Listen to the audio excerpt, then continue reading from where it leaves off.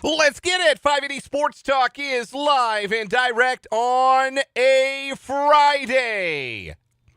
We've made it to the end of the week. Your reward, 2.5 hours of sports talk here on the Sports Voice of Kansas. 580 WIBW, FM 104.9, online at 580WIBW.com, on your mobile device, on the MSC radio app, and in living color on our YouTube channel, 580 Sports Talk. However, wherever, whenever you are tuning into the program today, thank you so much for being a part of 580 Sports Talk. My name is Dan Lucero. Spencer Dupuy will be in the 4 o'clock hour. Thrilled to be with you to wrap up the week. We are again with you until 5:30 and have lots of great stuff coming your way on today's edition of the program, including some more content. I don't want to call it leftover content, because it is, but it isn't, right? Like, if we could do everything on the day that we recorded it from Big 12 Media Days, that'd be great. It would also mean we had like a 6-hour sports talk show, and that would be exhausting to do that every single day. I don't know that I got 6 hours in me. 4 was a lot back when we used to do 4 hours of sports talk a day. Definitely don't have 6 in me. So in 3 hours limits the opportunity you have to play everything on site the days of Big 12 football. Monster Energy Big 12 football media days.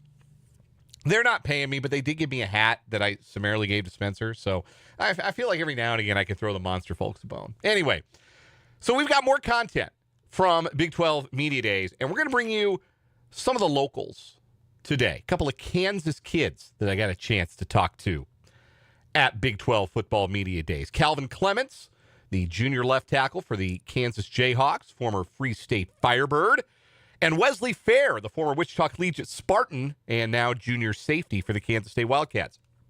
I'm going to play you both of those conversations coming up in the 4 o'clock hour of today's show. Also joining us today, we're chock full of guests on this Friday, at the bottom of this 3 o'clock hour, as usual on Fridays on the show, Matt Derrick of ChiefsDigest.com. He's our Chiefs insider, and he will join us to chat Chiefs coming up at the bottom of this first hour today. And it's a good thing we have him, because we're going to lead the show there's a topic that has the Chiefs internet up in arms today. I'm seeing multiple articles, multiple different places, lots of social media reaction.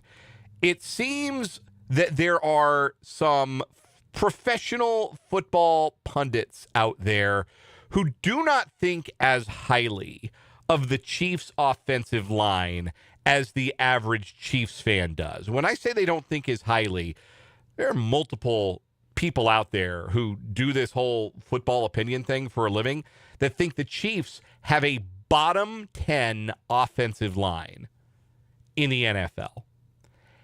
And your gut reaction, probably pretty similar to mine, the intensity may vary, but your gut reaction, probably the same as mine, which is, come on, there's no way.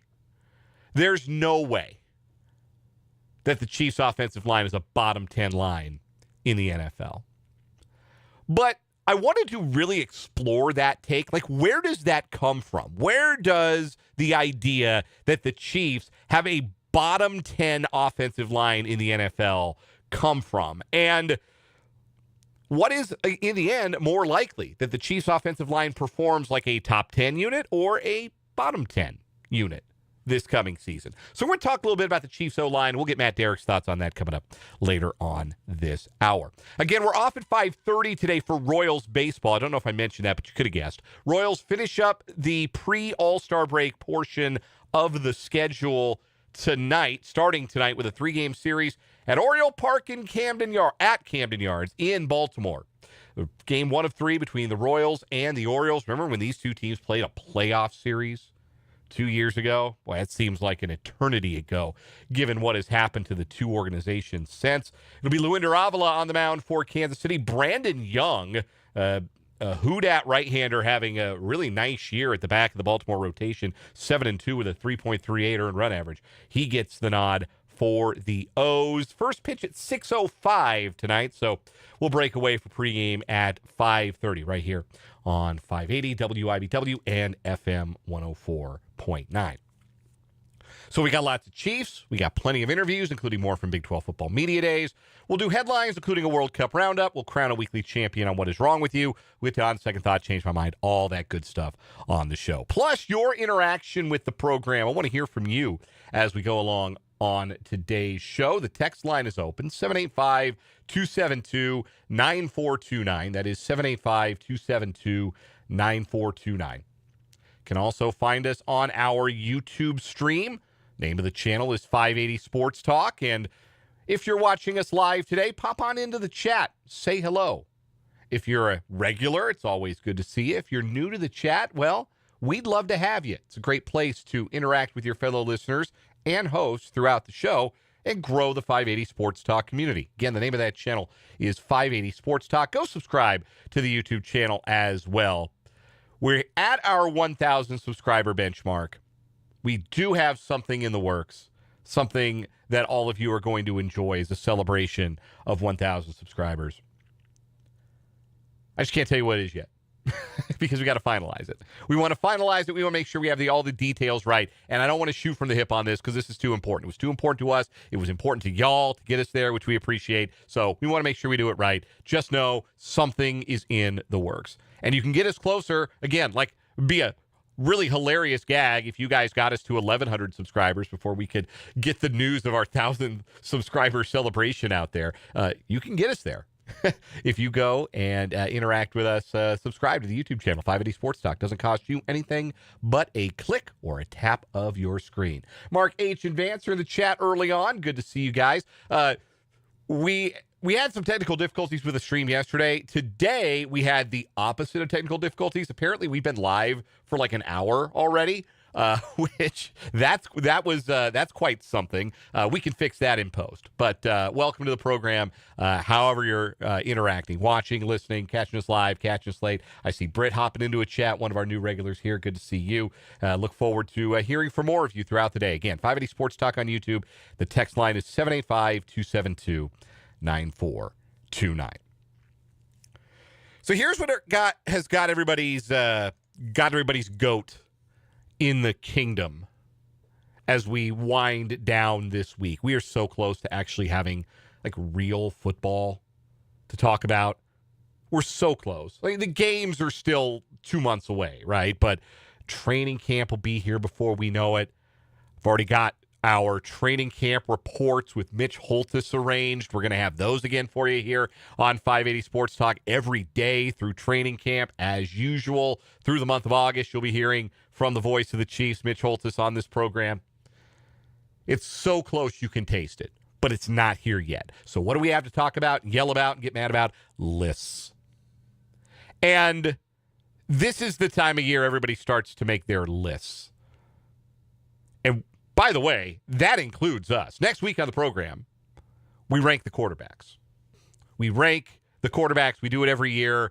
Spencer and I will unveil our quarterback rankings. We might even get some of the MSC higher ups in on that next week too. We'll have some fun with that.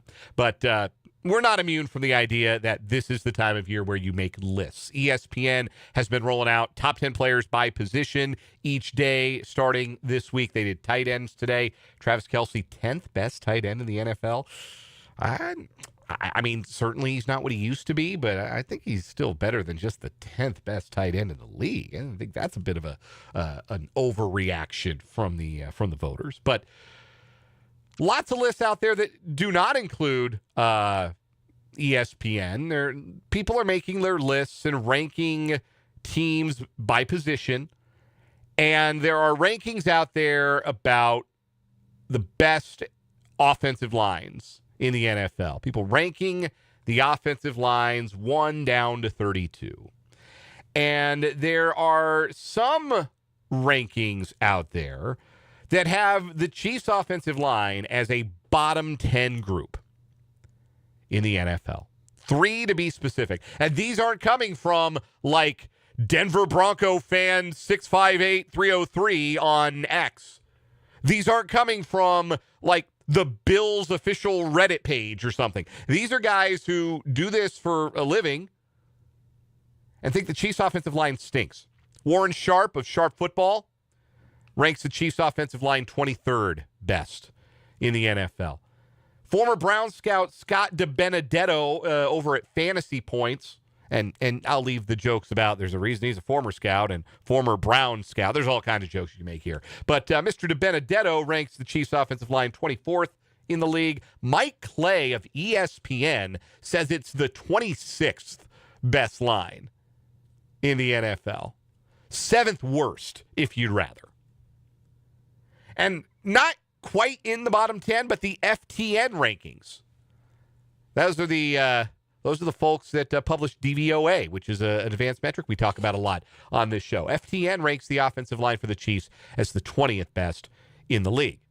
Now, let's present both sides. It was the website Football Insights, or I don't know if they're a website, but they're an X account. And they were presenting the data, uncommented upon, just presenting the data where offensive lines across the NFL rank on their X account earlier.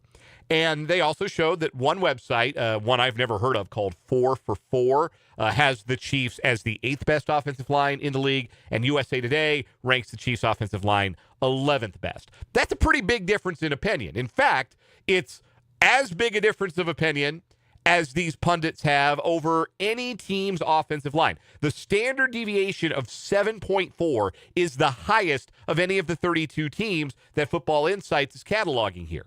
With these rankings. I gave you 6. I gave you 6 rankings. And the standard deviation for the Chiefs and the Jaguars of 7.4 is by far the highest. Only one other team had a standard deviation of opinion as close. It was the Colts. But naturally, because fans are fans, and the negative and the disrespect jumps off the page a little bit more readily, we don't want to talk about 4for4 today, ranking the Chiefs a top 10 offensive line. No, we want to get into Mike Clay. We want to sink our teeth into Sharp Football. We want to give Scott DiBenedetto a hard time for, man, you can't even keep a job with the Browns as a scout. How can we trust you to evaluate anything in the NFL? That's what you want to do. There's a lot of that on the internet. But I read it. I saw that list. I saw those rankings. And I thought, okay, what is the possibility? What are the chances that we, more sympathetic, bordering on biased, depending on your point of view, how red those tinted glasses you wear are, how much is it a possibility that maybe we have overrated the Chiefs' offensive line? And to answer that question, I think you need to ask another question. Why would you be skeptical? Why would you believe this Chiefs' offensive line is a bottom 10 group? Well, looking across the offensive line, you have what I think. I don't agree with this. I'm making the devil's advocate case here. If I'm ranking the Chiefs a bottom 10 offensive line, so what I'm about to say I don't necessarily agree with. I'm just playing the devil's advocate role for a moment, trying to help you and maybe in the process help myself understand why it is that you would think the Chiefs have a bottom 10 offensive line in the NFL. Josh Simmons is a question mark. He started 8 NFL games. He's not real big for a left tackle. He suffered a significant injury. He's 2 years removed from that, but it was still a major knee injury that he suffered in college. Questions about his commitment, given that he skipped out on his team for a month for reasons we still don't really know and nobody's ever going to tell us. So, unknown at left tackle. Maybe I think Kingsley Suamataia stinks. Maybe I don't think he's a very good left guard. Maybe my impression of Kingsley is still that first impression I got in his second career game where he got benched against the Bengals because he couldn't block Trey Hendrickson. And maybe that's still in my head, the lousy left tackle that he was rather than the left guard that he became last year.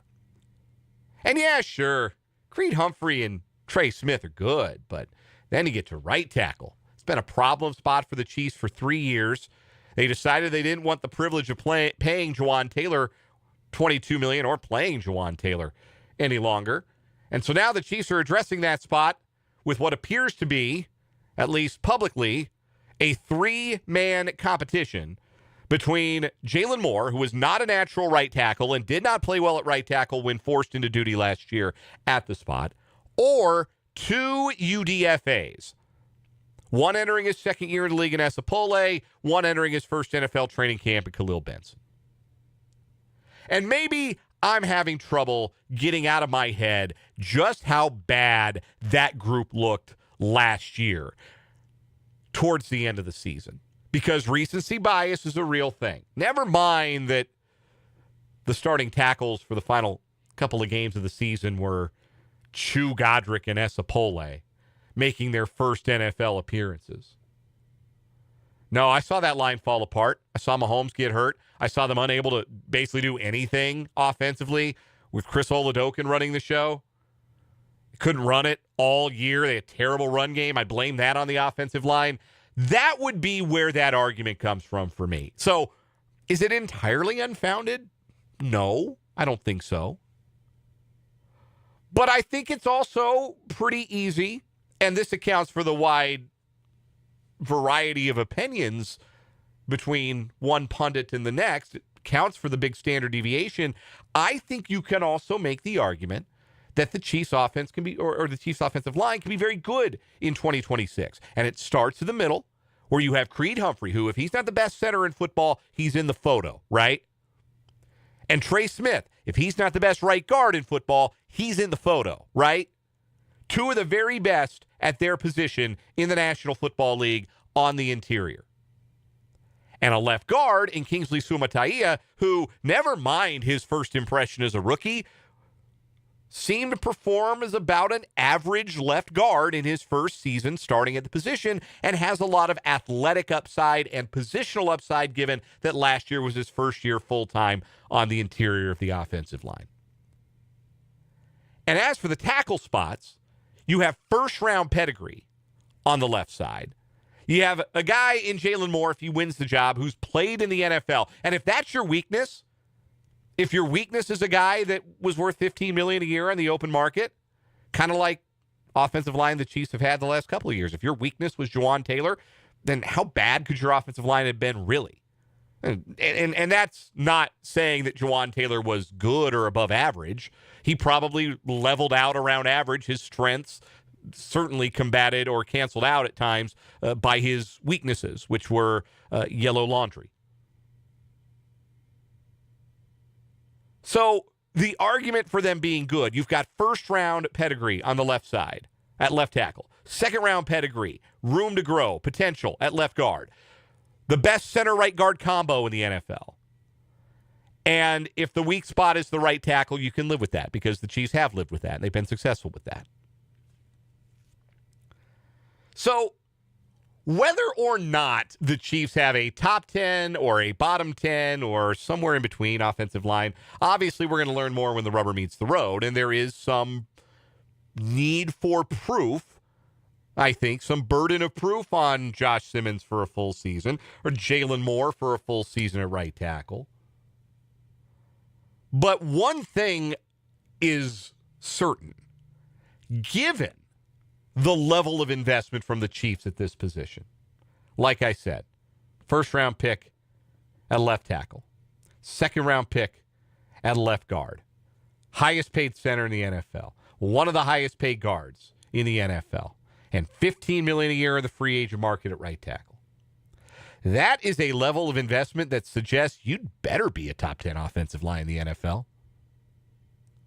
And, oh yeah, there's this element. Your quarterback is coming off of a major knee injury.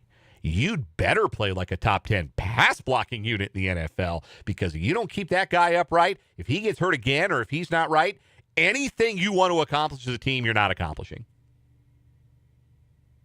You go as far as 15 takes you. If you don't give 15 a chance to take you anywhere, you'll be watching the playoffs again on TV. So this better be a top 10 offensive line. And I think, given all of the evidence, given all of the angles that we just talked about, my belief is it is more likely that the Chiefs perform as a top 10 offensive line than at a bottom 10 level. But I also think that there is probably a lower floor for the Chiefs' offensive line than I think people want to admit. And the questions at right tackle are only a part of that. I'm having trouble getting past the fact that Josh Simmons didn't play a full season his final year in college because he got hurt, didn't play a full season in his rookie year in the NFL because he got hurt, and also he went walkabout for a month. And nobody will tell us why. And he's going to play at 295 pounds? At left tackle? Is this the Jayhawk Conference? Is this a KCAC? I'm worried about Simmons' size. I'm not worried about his physical abilities. I'm not worried about his athleticism. I think that's the hope for the Chiefs. That's why they're not super fussed. Teams had to know he wasn't going to get to like 350 when they drafted him. The understanding of the teams like the Chiefs who viewed him as a first-round adjacent prospect was his athleticism, his technique. You could play bigger than your size. Okay. All right. I got to see it. I got to make sure he's not giving away too much to some of the best defensive linemen in the league, that they're not just going to, over time, overpower him. So, to sum up, I think the Chiefs will be good on the offensive line. I do. I'm optimistic. I don't think that they're on the level of the line in, say, Chicago or what Philadelphia has been the last few years, though I think they're trending in a wrong direction. They're getting old. Lane Johnson can't do this forever. I don't think it's as good as Denver's offensive line. I'm not sure. Well, no, I do. I'm thinking about it. Like, I really like the Chargers tackles when they're healthy, but you got questions about their health. So one missed all last year and has been frequently hurt, Rashawn Slater, and Joe Alt's dealt with injuries. So, like, I would probably say, and the Chargers were a team that on the aggregate in the ratings that Football Insights pulled together, that was a top 10 offensive line, the Chargers. And I think that the Chiefs' offensive line should be considered on the same tier as the Chargers' offensive line. So I'm optimistic. I am. But I understand why there are questions. And I think that the questions are real enough that the floor for the performance of the offensive line is probably lower than Chiefs fans, diehard Chiefs fans, really want to admit. We'll get Matt Derrick's thoughts on that coming up here in about 10 minutes or so. Our Chiefs insider will join us here on 580 Sports Talk. We also got your reaction. The text line is open on this Friday. It's open every day. 785-272-9429. Want to hear from you in the YouTube live chat as well. Again, the name of the channel, 580 Sports Talk. Matt Derrick coming up in 10. Calvin Clements from KU and Wesley Fair from K-State. Couple of Kansas kids from Big 12 Media Days coming up in the 4 o'clock hour. We're off at 5:30 for Royals baseball. We're jam-packed. We've only got 2.5 hours to hang out together today, so we're going to cram it full of stuff. We're glad you're here for it all here on 580 Sports Talk.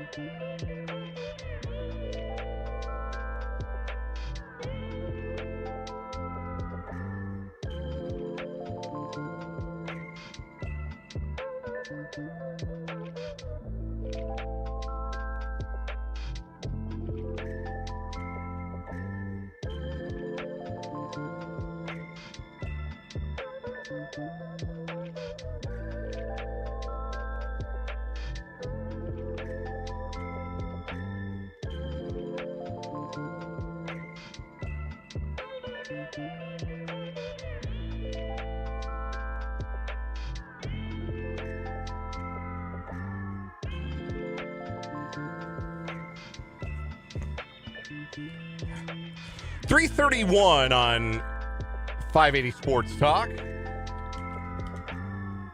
Dan Lucero hanging out with you today. Spencer Dupuy will be in the 4 o'clock hour. We'll be with you together on starting at 4 o'clock, starting at the 4 o'clock hour. So, had some thoughts from the listeners in the YouTube chat regarding the Chiefs offensive line. Few pundits have them ranked as a bottom 10 group in the league. Christopher in the YouTube chat says, I think that these experts are wishfully thinking and holding on to some justification in their minds to tell people why the Chiefs won't be right back this season. What do they call that? They call that post hoc?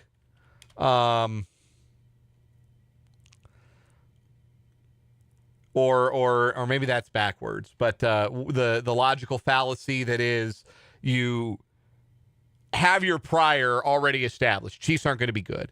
And then you have to kind of lay the you start supporting that conclusion with however you possibly can. And for some pundits who've decided, yes, the Chiefs are not going to be as good. They're not going to make the playoffs in the AFC. Like I told you, it's going to be a lot of that. It's going to be a lot of that this year.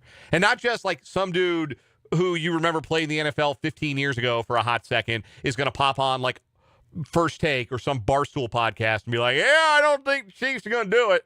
And then they end up doing it. Like it's going to be different. It's going to be different. It's going to be some smarter sounding, respected voices who say, yeah, I don't see the road back for the Chiefs this year. And certainly, if their offensive line stinks, there isn't a road back. Flat out. Because if their offensive line stinks, they're not going to be able to get the running game going. That's just it. That's another thing. And we didn't really, I sort of glided past it in that opening segment. But that's another factor why you might not think the Chiefs' offense is very good. Well, if the offensive line was so good, why couldn't they run the ball? They couldn't run the ball because they were blocking for running backs who were bums. Okay? They were blocking for a bunch of turbo-washed running backs. That's why they couldn't run the ball. Like, if you're going back and you're really applying, like, the metrics to this, and, well, the Chiefs' rushing yards per game was really bad, and the Chiefs' rushing success rate was not good, and therefore, the Chiefs' offensive line must not be very good. Well, two things there. Number one, they were blocking for some bums last year, and number two, they're not blocking for a bum this year. They're blocking for the Super Bowl MVP.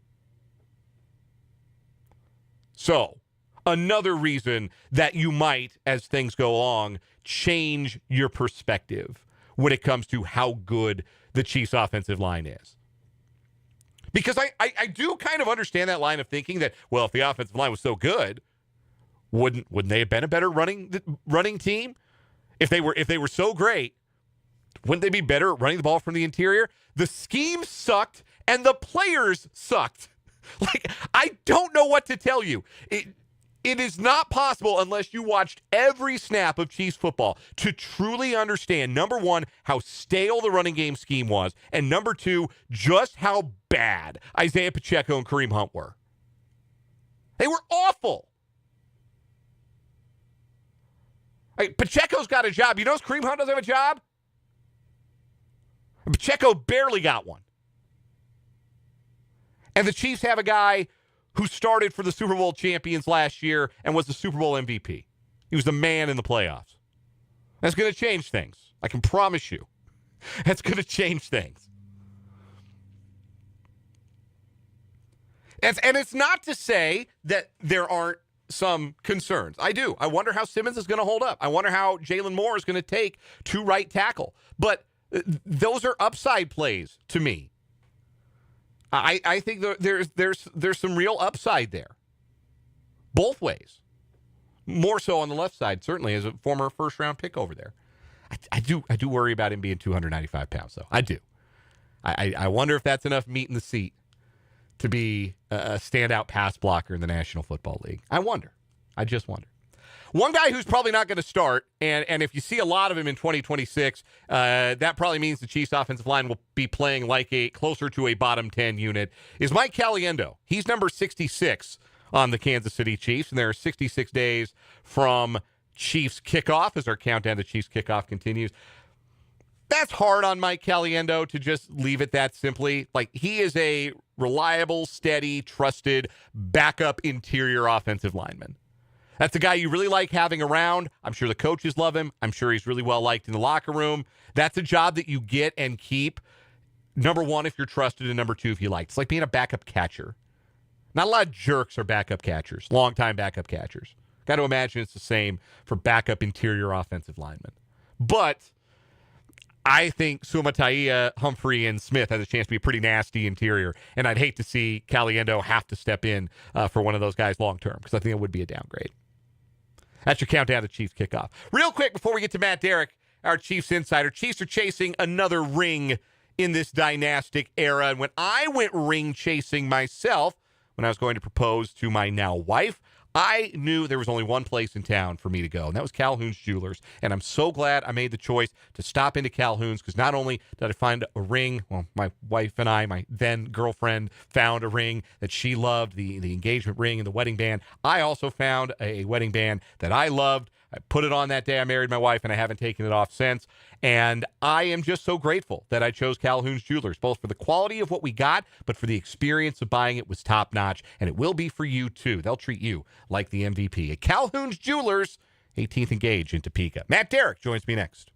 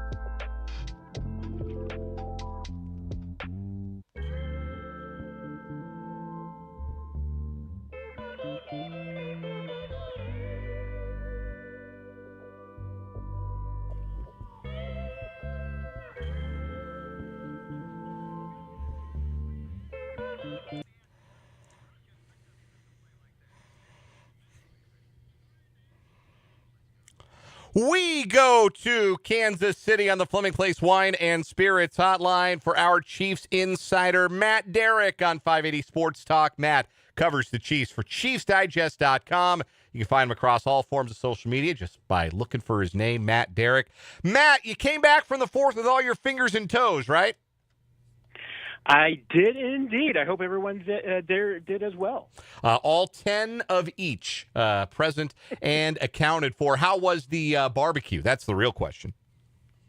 Not too bad. I changed things up a little bit, so I didn't end up. Well, I guess I did make some hot dogs. I didn't prepare any meats because I decided to go the purchased meat route with some ribs and some burnt ends. So I didn't have to go to that kind of level of pressure and everything. But there were still beans, still coleslaw, those fixings and everything. So, outstanding. I felt pretty good about it, and yeah, the burnt ends and the ribs were pretty darn good. So got no complaints here. Successful 4th of July all around. Matt Derrick, our Chiefs insider, joining us here on 580 Sports Talk. Matt, I don't know how much you've seen it or it's leaked into your sphere of influence on social media or whatever it is that you're seeing out there on the internet, but there are some people out there who have well-regarded and widely disseminated football opinions that think the Chiefs' offensive line stinks. What do you account for when you hear somebody say, I think the Chiefs' offensive line is a bottom 10 unit in the NFL, as Warren Sharp does, or Mike Clay of ESPN? What's your reaction when you hear somebody say, yeah, I look at that Chiefs front five, and I think that's a bottom 10 unit in the NFL? I mean, when Warren Sharp says it, I think about it because he's got the numbers behind him to support whatever he says usually. But I'll admit I don't entirely get it. I do get it in one sense, which is that I do feel that the Chiefs have been on a rut here where they've had some outdated blocking schemes. What they do is on tape for everybody around the league to see, and they don't surprise anybody anymore. The teams know what the Chiefs are going to do when they line up, from a blocking standpoint.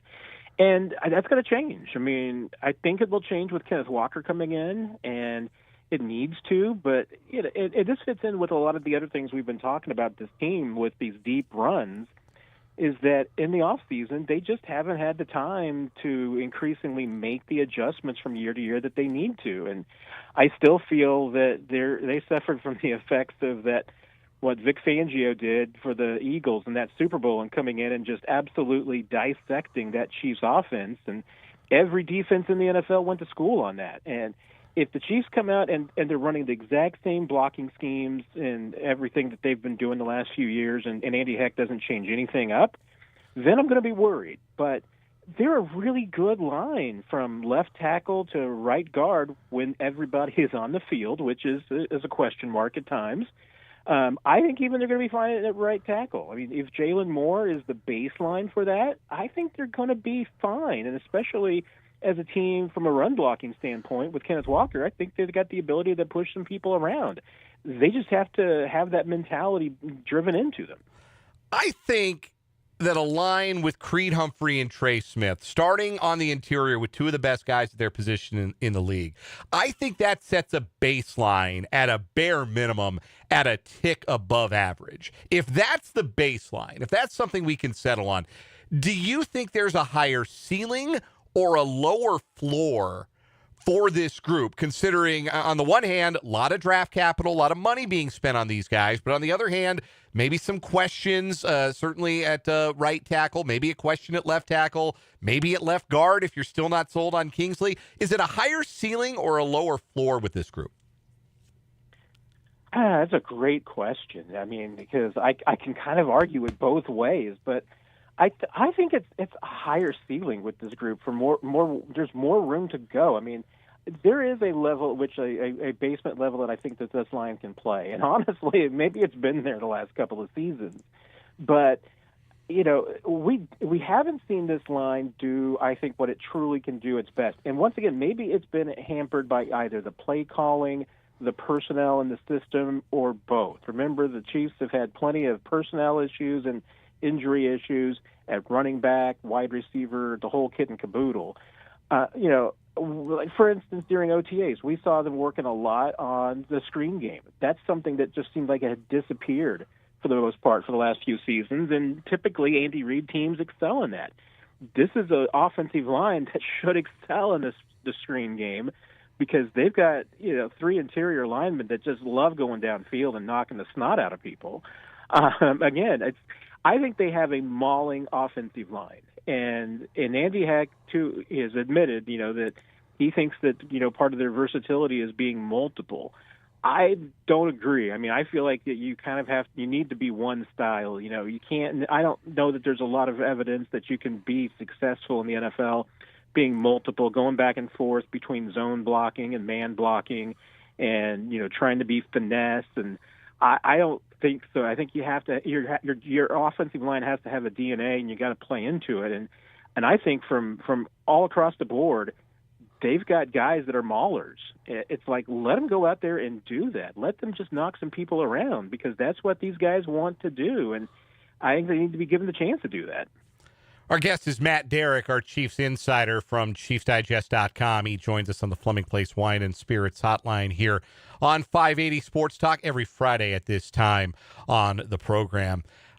Going back to your point about maybe the numbers, how much of the Chiefs maybe taking a hit when it came to their running blocking numbers last year was simply they were blocking for guys who weren't very good? Like, how much does it change this group blocking for a guy of Kenneth Walker's caliber? And how well suited do you think that this group of linemen, which is, maybe more athletic than they are big, particularly Simmons at left tackle, how much do you think that suits maybe the style of runner that Kenneth Walker is going to be behind that line? Yeah, that's why I'm pretty high on what this run game can be and what the offensive line and what Kenneth Walker can be, because I think it is a good fit. Walker is a guy who is really patient, waits for his holes to develop, and is in many ways the exact opposite of Isaiah Pacheco. I mean, Isaiah Pacheco was, to his credit, I mean, there's both styles can work, but Isaiah Pacheco was a see hole, hit hole, run through hole. It's just that the last couple of years, I think, with the injuries, he just didn't have the burst to be able to get through the hole, didn't have the agility in the side motion to be able to make people miss at the second level and break off bigger runs. Kenneth Walker can do that, and so you combine the patience that he has with this offensive line's ability to get downfield, and I can see, Kenneth Walker making somebody miss at the second level and getting downfield, and then he's got two or three guys running with him clearing space still, because those offensive linemen will absolutely get downfield, and that's not something that every offensive line does, but how many times have you seen Trey Smith and Creed Humphrey in particular, and I think even Kingsley's got that skill in him. They're willing to be running downfield, and I know especially with his new body, Josh Simmons is going to be able to do that too. These guys love it. They love going downfield and taking out safeties and cornerbacks and trying to make room for the running back. And since Jerick McKinnon, they haven't really had a chance to do that. Speaking of the running back group, obviously Kenneth Walker gets all the attention, rightfully so, reigning Super Bowl MVP, big money off-season acquisition. Emmett Johnson's the new guy drafted this year. Brashard Smith is the last year's draftee. But I want to say it was Nate Taylor at ESPN. It was somebody over at ESPN who identified Amari DiMercato as a backup to watch in ESPN.com's ranking of the starting lineups. It was DiMercato who came in for a shout as a reserve to watch. What do you think his role in a best-case scenario looks like in the Chiefs' offense? Yeah, it's interesting because there's going to be some things that the Chiefs have to figure out, and some of it's going to be special teams related, and that might affect Emmett Johnson and how much he's able to get on the field, even though I'm really high on him too. But if let's put it this way, if DiMercato can block and prove that he can be a blocker, he'll be the third down back on this team. And he's got some Jerick McKinnon in him. I mean, he's got the ability to break some big plays. He's got some juice out of the backfield. I can see him being somebody who, hey, can take a third down draw and maybe get you that first down, or he can be a guy that finds some space and you're able to hit him in the passing game, and then he's going to make some guys miss. He has been a big play player. He has been a huge yards per play player. Limited sample size, but we're not talking about a guy who gets like 20 touches a season.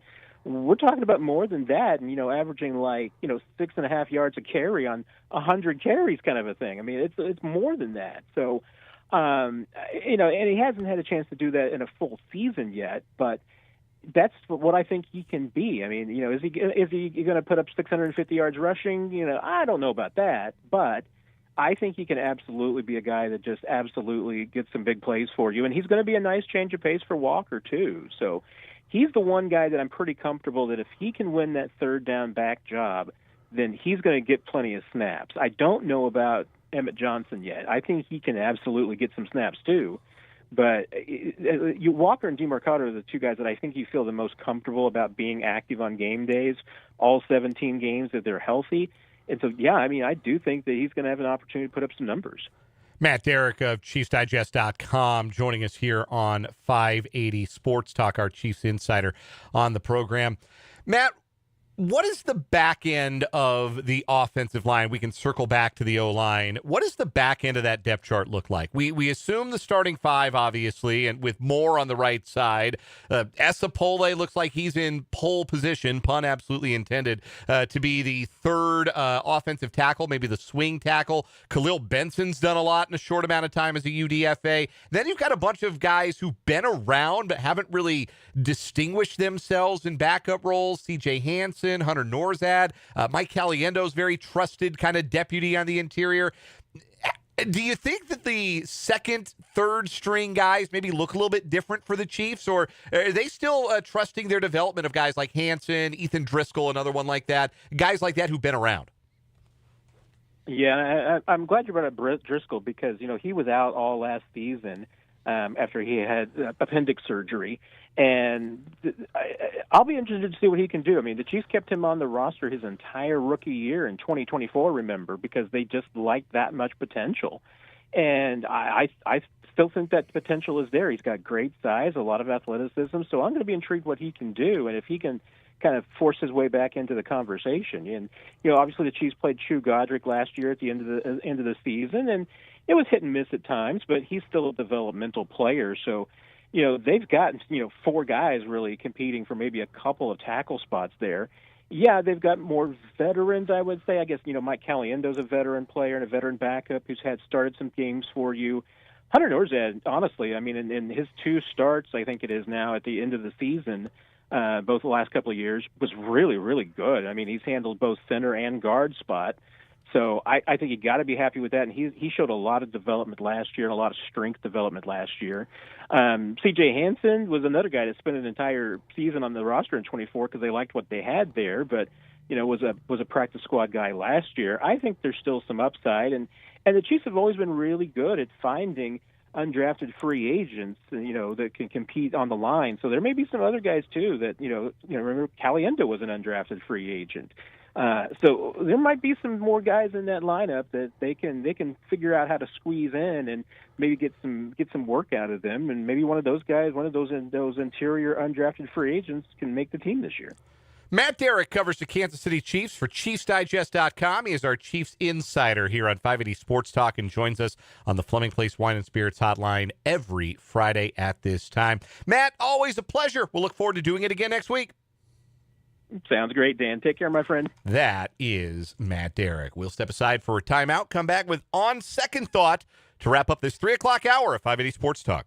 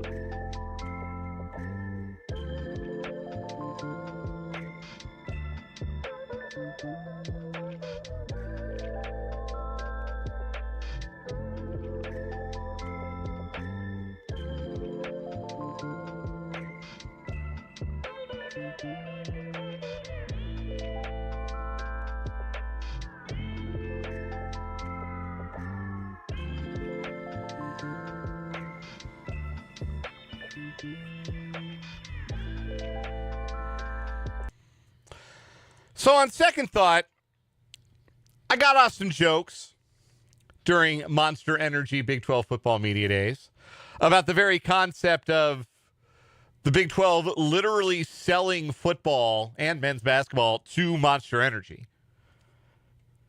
It is officially branded for this coming season, at the minimum, as Monster Energy Big 12 football and Monster Energy Big 12 men's basketball. I got some jokes off about that.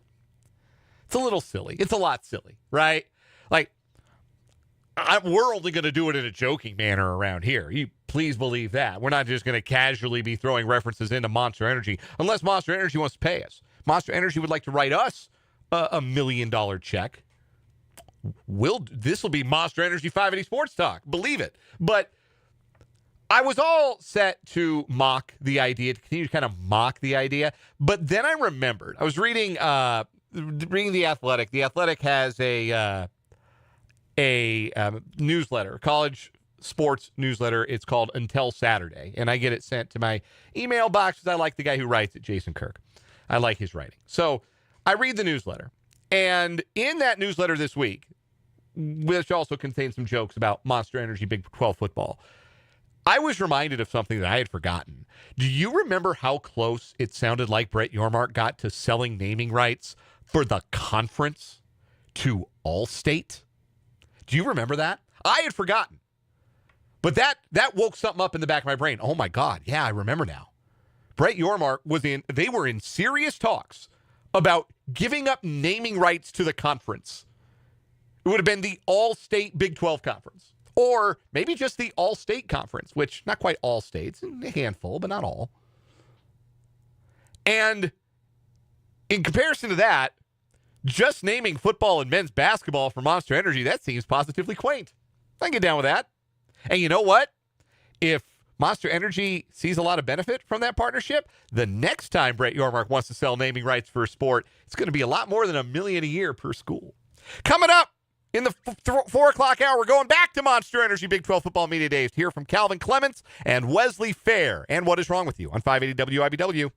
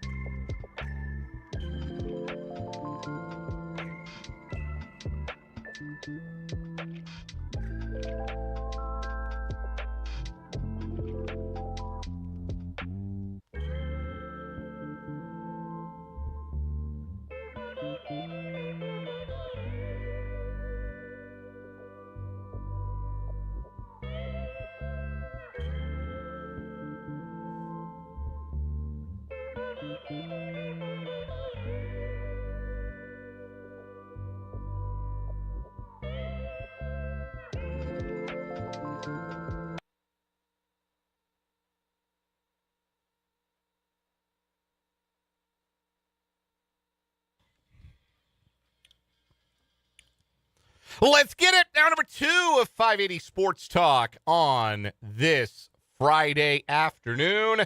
Happy Friday, one and all. Dan Lucero, Spencer Dupuy with you on the Sports Voice of Kansas, 580 WIBW, FM 104.9, online at 580WIBW.com, on your mobile device on the MSC radio app, and on our YouTube channel, 580 Sports Talk. Thanks for tuning in.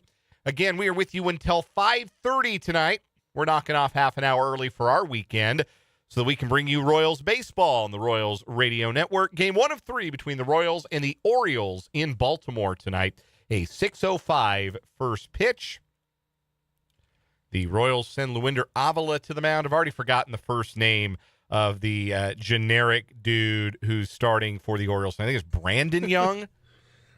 That's how much I've been keeping track of. It is Brandon Young. Yeah. My preseason pick to win the American League, the Baltimore Orioles, who are 43-51, and I in can't dead last. remember who I chose at this point. All I know is that Well, I remember because I was so wrong.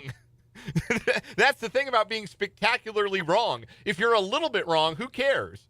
People forget. If you're right, people remember. And if you're like 5-alarm fire wrong, like I appear to have been, though you never know. It's a long season. Okay, so About my Orioles-Mets World Series prediction. People are going to remember it. I'm going to go back because I looked up our text, and you sent that text March 25th that we were doing it that day. So yeah, would have been that would have been the day the season began. Yeah, that Wednesday night, that goofy Netflix game. Yeah. Hey, Netflix has the Home Run Derby. Netflix does have the Home Run Derby. I forgot about that. See, they also have a lot of because of this new MLB rights, they're getting like the streaming on demand rights. So I watched the Nationals World Series 2019 like movie. Because I had nothing to do a couple nights ago. There was nothing on TV, and the number of times I've run back like those championship videos when it's my team, you never have to apologize. You never have to make an excuse. You can do it in the middle of a work day, and I don't think people would be mad at you. I watched the Seahawks one from this year on a work day. I knocked it out in a couple of installments. Who'd you pick? Have you found it yet? Okay, so I went back to the date, and I only found yours. So I don't know. Did we do it over a period of time? Maybe you did yours the day after. I don't know. Anyway. I can't find it. All I can tell you is the Orioles aren't going to win the American League. Yes. And that's what I said would happen, and that's not what's going to happen. But they are going to play the Royals tonight. Again, 6:05 first pitch, 5:30 pregame from the Royals Radio Network. Jensen behind the dish, Witt at short, Cags in right, Thomas in center, Massey at second, Salvi at first, Rojas at third, Lofton the DH, and Collins in left field. That's your 9 for Kansas City. The Orioles will go with Gunnar Henderson at short, Adley Rutschman catching, Taylor Ward in left, Pete Alonso at first, Samuel Basayo as DH, Dylan Beavers in right field, Colton Cowser in center, Blaze Alexander at third, Jackson Holliday at second base. 6:05 first pitch from Camden Yards tonight. So we're with you until 5:30. We've got an hour and a half left to hang out. We've got 2 more conversations from my excursion to Big 12 football media days to bring you this hour. My chats with a couple of Kansas kids. Did I do this on purpose? Yes, I absolutely did do it on purpose. First, we'll hear from Calvin Clements, the former Free State Firebird, now in line to be the starting left tackle for the Kansas Jayhawks. And then later on this hour, we'll hear from Wesley Fair, who was a star at Wichita Collegiate and is now manning the secondary as a safety for the Kansas State Wildcats. Those interviews coming up this hour. Also this hour, a weekly champion on What Is Wrong With You. No penises were harmed in the making of today's What Is Wrong With You stories. I am pleased to say. All right, I got it from my I found the email that I sent you. Okay. My World Series could still happen. Okay. Mine could too. Nobody's been eliminated. My AL winners: Yankees, Royals, Mariners, Wild Cards, Red Sox, Blue Jays, Tigers. Who do you have going to the World Series? Yankees over Dodgers. Yankees, Dodgers. Yeah, that could definitely happen. It's not a fun prediction. You know what's a fun prediction? Orioles, Mets. Except that's y'all having fun, making fun of me. I'm not having fun with it anymore. Anyway. It's okay. I picked Skubal and Skeens for the Cy Youngs. Yeah, Skeens had a bit of a rough month, hasn't he? Yeah. He has had a rough month. Anyway, you can interact with us on the program today at 785-272-9429. That's the text line number, 785-272-9429. You can also interact with us in the live chat on our YouTube channel. 580 Sports Talk is the name of that channel, and you can interact with us and help grow the 580 Sports Talk community in there. I have noticed in the chat bit of a shock when you make changes to things, and we've had some changing logos and changing graphics, but I think that the change that was the most remarked on to this point has been the change in the commercial music. Yeah, but it seems like people like it, or at the very least they've gotten used to it. It went from being called porno music to elevator music, and that's fine. Yeah, I'd rather, frankly, have music Me too. that sounds like an elevator than music that sounds like that other stuff. That's better for me. Although, again, I will stand by. I do not think that our old interstitial music was all that porny. Like, I don't know where y'all got that from. Anyway, without pulling on that particular thread, let's thank our guy, former producer of 580 Sports Talk, Britt Z, hooked us up with the new one. He found the new interstitial music, so big thumbs up to Britt on that. It's getting rave reviews. CFB 27 came out today to the world. Yeah, I have a lot of things wrong. Not purchased it because of all of those things that appear to be wrong. Apparently, nobody recruits 4-star players in Dynasty, and it's the only players who get recruited by the computer are punters and kickers, and they get overpowered. So Dynasty needs some tweaking. And that's why I play it. So Marshall versus Appalachian State's called the Old Mountain Feud, apparently. That's the rivalry. You say apparently, did you not? I didn't know it was called that. Didn't know that. But they spelled feud wrong. Oh, no. On the screen. When it comes up with the little rivalry thing between they spelled feud wrong. F-U-E-D. Yeah. Yeah, that'll happen. Man, what was the one? I saw one on a video game that was misspelled, and they never corrected it. And it was like it was something like it was champions, but instead of the last O, it was an A. Champions. Man, what stadium was that? What game was I playing? It might have been an old MLB The Show game that they misspelled the word champions in one of the stadiums. Hey, man, Nobody's perfect. But but they're getting a lot of hate for putting microtransactions in there, which microtransactions will kill the video game. Yeah. Period. But it will absolutely kill the sports video game. Because if you don't know what we're talking about, microtransactions are basically you've bought the game, which now these games, they used to cost, I remember when they cost $50. Then they cost $60. Now they cost $70.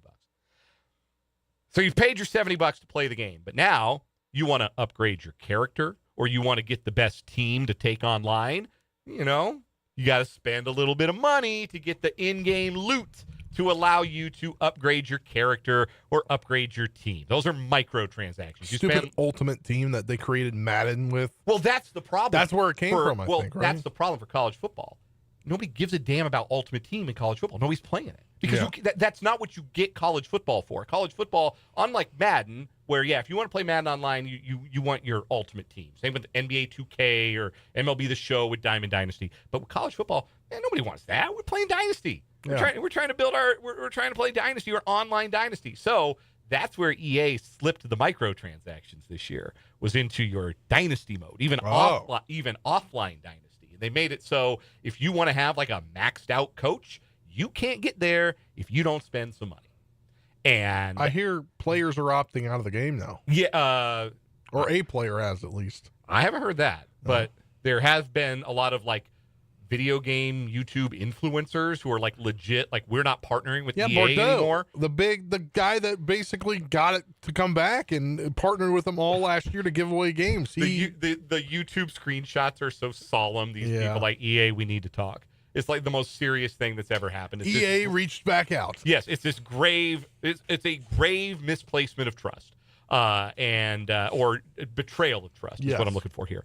And at the end of the day, I think it was Matt Brown of Extra Points, friend of the program, who pointed this out in his newsletter. Look, customer goodwill, and this is no matter what you are selling, whether it's a video game or a college football program, an athletic department, whatever you're selling, customer goodwill is not a infinite resource.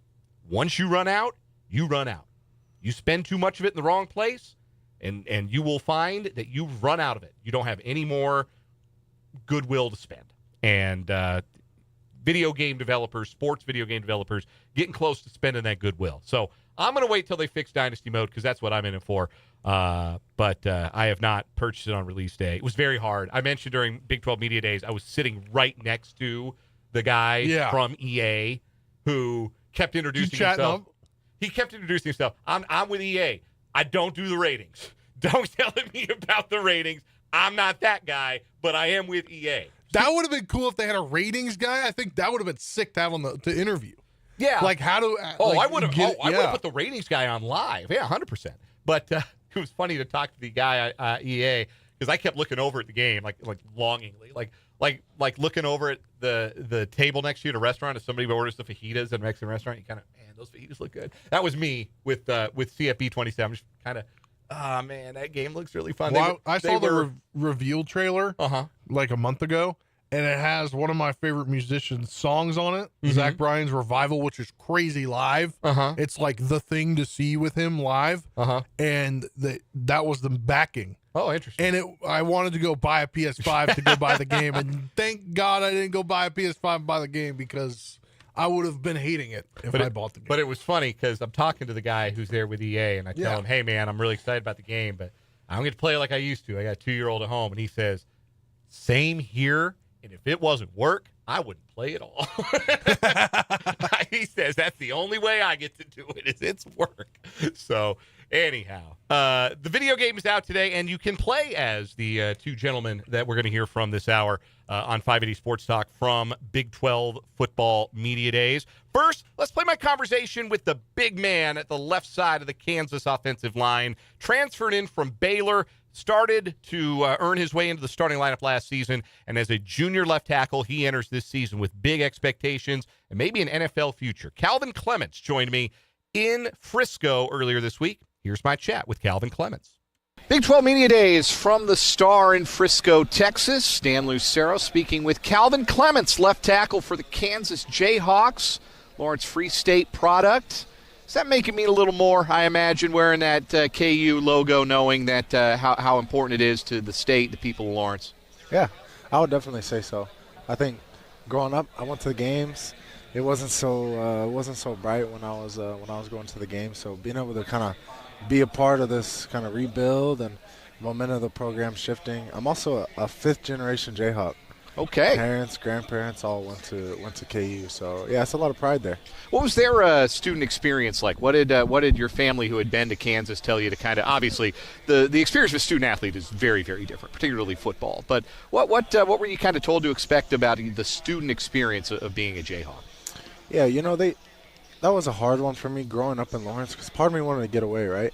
But one thing that my parents always reassured me of was campus. Lawrence is very different from the Lawrence that I grew up in. It's a different side of town. It's obviously a different demographic of people, students, so I knew it was going to be different. It wasn't going to feel like the same old Lawrence, Kansas I'd been growing up in. And they were right about that. It's a different side of Lawrence being up on campus. Calvin Clements joining us from Big 12 Football Media Days here at the Star in Frisco, Texas. How do you feel like you've grown as a football player these last couple of years, particularly last season as you really stepped into that role on the offensive line and as you continue to grow as a player and as a leader now on the offensive line? How do you feel like you've grown as a player and as a leader so far in your career? As a player, I would definitely just say physically. I would say a little bit more confidence out there, keeping my cool, understanding. Maybe I guess not having to put as much focus towards what to do and put a little bit more focus on how I'm doing it. And then as a leader, I think that's been one of the bigger focuses that I've put towards is kind of bringing this group together, trying to be the cornerstone of the group and really get this group going because it's a lot of new guys, so kind of got to bring it together. It's new guys. It's a relatively young group, not a ton of seniors in that room, so you really are one of the veteran voices. Is that something that has come naturally to you over the course of your football life, to be the leader when the role and the responsibility on the team and at the position calls for that? Yes, I do think it has came slightly natural. I think forcing myself to be vocal hasn't, but I've always really had an instinct to think maybe like I could have an effect on this perspective, or I could have an effect on leading in this way. So I think it's come natural, but I've had to really force myself to step out of my comfort zone as well. There have been some good offensive line play the last couple of years in Lawrence, and it's on you and your teammates now to continue that forward, continue to grow. Tell me about some of the guys who this spring have, in team workouts, gearing up for the fall, have really grown and taken steps forward, and you feel like are able to help not just shoulder the load in terms of on the field, but also help shoulder some of that leadership responsibility as well. Yeah, I think Amir Herring is a great example of someone who's just continued to be steady. He's like, people would consider him to be a little undersized, but his ability to get hands on, he has amazing hands, and it's been awesome to watch. He has like God-given leverage, so he can use that to his advantage, and he's been stepping in as a leader also to help bring the guys together. He's on the leadership council as well, so it's been fun to see him step up in that way. And then honestly, just the competition around the room, like Tavake Tuikalavatu has been a guy who's definitely stepped up and realized it's his time to kind of, take a step and be in that starting role. So I think he's kind of realized that, and he's grown as a player, most definitely. We're talking to junior left tackle Calvin Clements of the Kansas Jayhawks here from Big 12 Football Media Days in Frisco, Texas. When did you know that your football future, your football life, was going to be one that you spent in the trenches and not carrying the football or throwing or running for the touchdowns? When did you know you were a lineman? It was sophomore year of high school, so I grew up playing 8-man football, actually, at a small private school in Lawrence. So I played like every position possible, special teams. I played every position. And then I transferred to a bigger school, and I came in kind of saying I was a tight end, defensive end. And then there was an old K-State offensive tackle named Scott France. Yeah. Who was an offensive line assistant at the time, and he saw a project in me as an offensive tackle. So honestly, I took his word for it. Sophomore year, started putting on weight, and haven't looked back since. It was definitely a great decision. Did you love it right away, or was it something that kind of took a while to get past those touchdown or sack dance dreams you had? I never didn't like it. Like I never had to get over a part of me that still loved being a skill player. I think I just kind of adopted it and went with it. I never really had trouble gaining the weight through COVID. I was cooking for myself, putting on the weight and working out, and I can't lie, yeah. I kind of just adopted it and went with it. Cooking for yourself to gain weight. What became sort of your specialty in the kitchen? Now I have to know. Every morning I would always make like an omelet, a big omelet. I would always have a whole bunch of eggs, but my real weight gain, I would make a shake. And I would put like all sort like peanut butter, protein powder, and like a couple scoops of ice cream in there. I was putting on the weight, so while maybe it wasn't the best way, I got it on. And then when I got to college, it kind of leaned out. Do you still enjoy getting into the kitchen, or do you let the training table feed you? And I do. I actually just got a Blackstone nice. for Christmas this year, so I've been trying to put that into action. I love cooking, and I'd say I'm pretty decent at it. Not bad. Get anything yet on the Blackstone, or have you broken it out yet this summer? Or? Yeah, no, I have. I've been learning how to reverse sear steaks. Ooh. So I've been able to make really good steaks recently. I done some smash burgers, did a little stir fry, some breakfast burritos, stuff like that. It's pretty nice. Calvin Clements is our guest here from Big 12 Football Media Days in Frisco, Texas. Andy Kotelnicki's back as the offensive coordinator in Lawrence. What is it like being in his offense? What are the things that you feel like have an opportunity to make this offense explosive and high-powered in this Big 12 conference? Yeah, I mean, I think back to when he was first here. I was able to see it for a year, and even just watching it as a fan, like this, I say he's a wizard in the box. Like some of the stuff he's able to draw up, how he does game planning, and he brings out a whole new kind of almost played like a whole new arsenal of plays for each team. I think that's really unique, and he does a great job with it. Yeah, we put focus on run first to set up the big over-the-top explosive plays. Is that sort of what you like to hear as a lineman when you hear, hey, we're gonna establish our running game, we're going to be physical in the trenches? That kind of warm your heart a little bit as an offensive lineman to know that your physicality is going to be kind of the name of the game? Yeah, no doubt. Like his confidence that he puts in the offensive line and assuring us that we are the reason that the offense has success. It definitely that's the type of guy you want to play behind. A couple more questions for Calvin Clements, the left tackle for the Kansas Jayhawks here from Big 12 Football Media Days on 580 Sports Talk. You go up against the ones in practice, trying to develop some pass rush and be better on that side of the ball. Your team this year, second year with DK McDonald as the defensive coordinator. Tell me about some of the guys coming off the edge that your team has and what their ceilings are, what they're capable of doing this season. Yeah, I think Leroy Harris is a great example of somebody who has a super high ceiling. I think his ability to just, as soon as he came in last year, like we could tell there was something different about him. Just has athletic, natural, God-given ability. Is special. Now he's really starting to polish it. So he's been making me better since the moment he came in the building. I think a young guy to watch out for is Dak Brinkley. I think he has a great arsenal of moves. I never really know what he's going to give me, and we have a lot of experience going against each other. So that's always fun. And then my roommate Blake Harold is especially when down blocking interior or play action pass. I'm going down on him. Like he always is a great competition. You're going to London this year, playing the first ever Union Jack Classic at Wembley Stadium. What are you most excited about as far as that London trip to go play Arizona State? You know, I think playing in Wembley is going to be pretty sweet. Just that whole environment, kind of seeing what the fans bring out, I guess, how many fans come out, and then also just I know it might be few, but the opportunity that we get to go see the city, I think would be really cool. It sounds like it's all pretty condensed. You can kind of see it all in a couple hours, so I'm hoping to be able to get that done. Have you ever been overseas before? I have not. I've been to Canada and Mexico, but I've never been over the Atlantic. Oh, very cool. I haven't either, so I'm kind of jealous you guys get the opportunity. How familiar are you with Wembley Stadium? Are you a soccer fan at all, or just kind of learning about the history of the building? Yeah, I'm not much of a soccer fan, but I knew as soon as they announced it was there, I knew what that stadium was. I had definitely seen it before. And obviously it's a huge game because it's a conference game for you. You get the bye week afterwards, so you can kind of empty the tank out there in London. How important do you think that game is going to be for your season to really kind of set a tone and come back across the pond with a win? Yeah, it's really important. Starting off Big 12 play out there, I think it's just like every game. It's going to be very important to kind of start the season off on a good note. Calvin Clements is the left tackle for the Kansas Jayhawks, entering his junior season, the former Free State Firebird, joining us here on Big 12 Football Media Days at the Star in Frisco, Texas. Have you had a Monster Energy yet today? I have, yeah. I had the red, white, and blue one. Oh, you're the pretty good. red, white, and blue? All right. Yeah, a lot of people, like coaches, don't seem as into it. They're more like coffee people, diet soda people. But now you guys, Blake Harold brought one over. He was drinking one while I was talking to him. So you guys must have a fridge stocked full of your roommates. Well, a little bit. We're not huge caffeine drinkers. I'll have a coffee every once in a while. Unless I'm trying to get like a project done or I got a lot of homework to do, I'll go grab an energy drink. But, yeah, I enjoy some caffeine. Well, we'll try to work on the NIL angle of it for you two guys. Calvin Clements joining us from Big 12 Football Media Days. Calvin, enjoyed the conversation. Best of luck to you in 2026. Yeah, thank you very much. Again, that was live on Tuesday of this week. I was joined at my table at Media Row at Big 12 Media Days by Calvin Clements.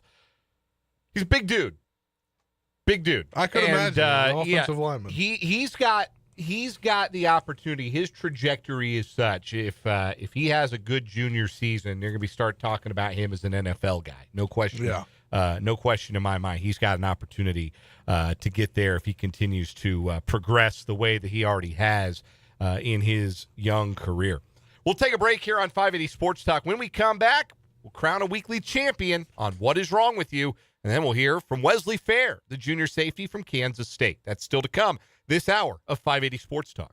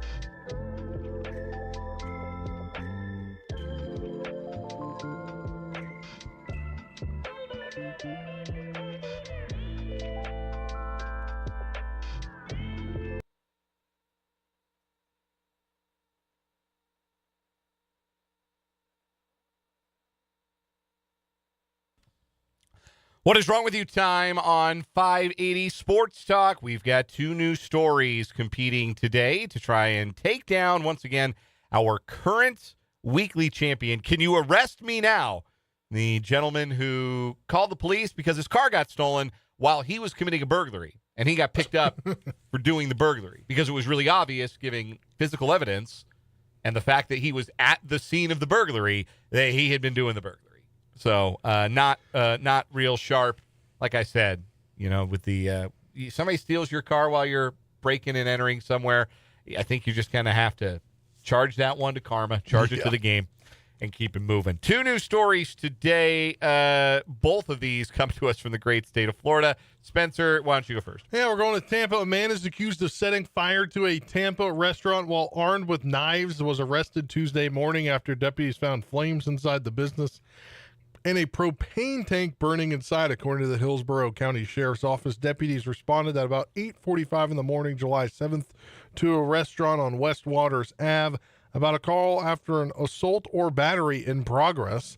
Surveillance video released by the Sheriff's Office appears to show a man inside the restaurant as flames spread near the front counter area. Within seconds, the fire grows larger, sending smoke through the business when deputies arrived. Body cam footage shows smoke and flames visible inside the restaurant as deputies approach the entrance with weapons drawn. They can be heard ordering someone to step back, drop the knife now, and come out to us. Deputies said they found 53-year-old Rubello Castillo inside the restaurant holding 2 knives. He was ordered to drop the weapons and leave the building. The video shows them taking him into custody outside the storefront near a patrol vehicle. Deputies then moved back towards the restaurant where flames and heavy smoke were still visible. One deputy tried to put out the fire. They worked with the county fire and rescue to extinguish the flames. He's facing multiple charges. Castillo is, including first-degree arson of an occupied structure. So no rhyme or reason to this, at least that we're aware of. He just went in and decided that that restaurant needed to burn. Yeah. Looks like a Brazilian restaurant.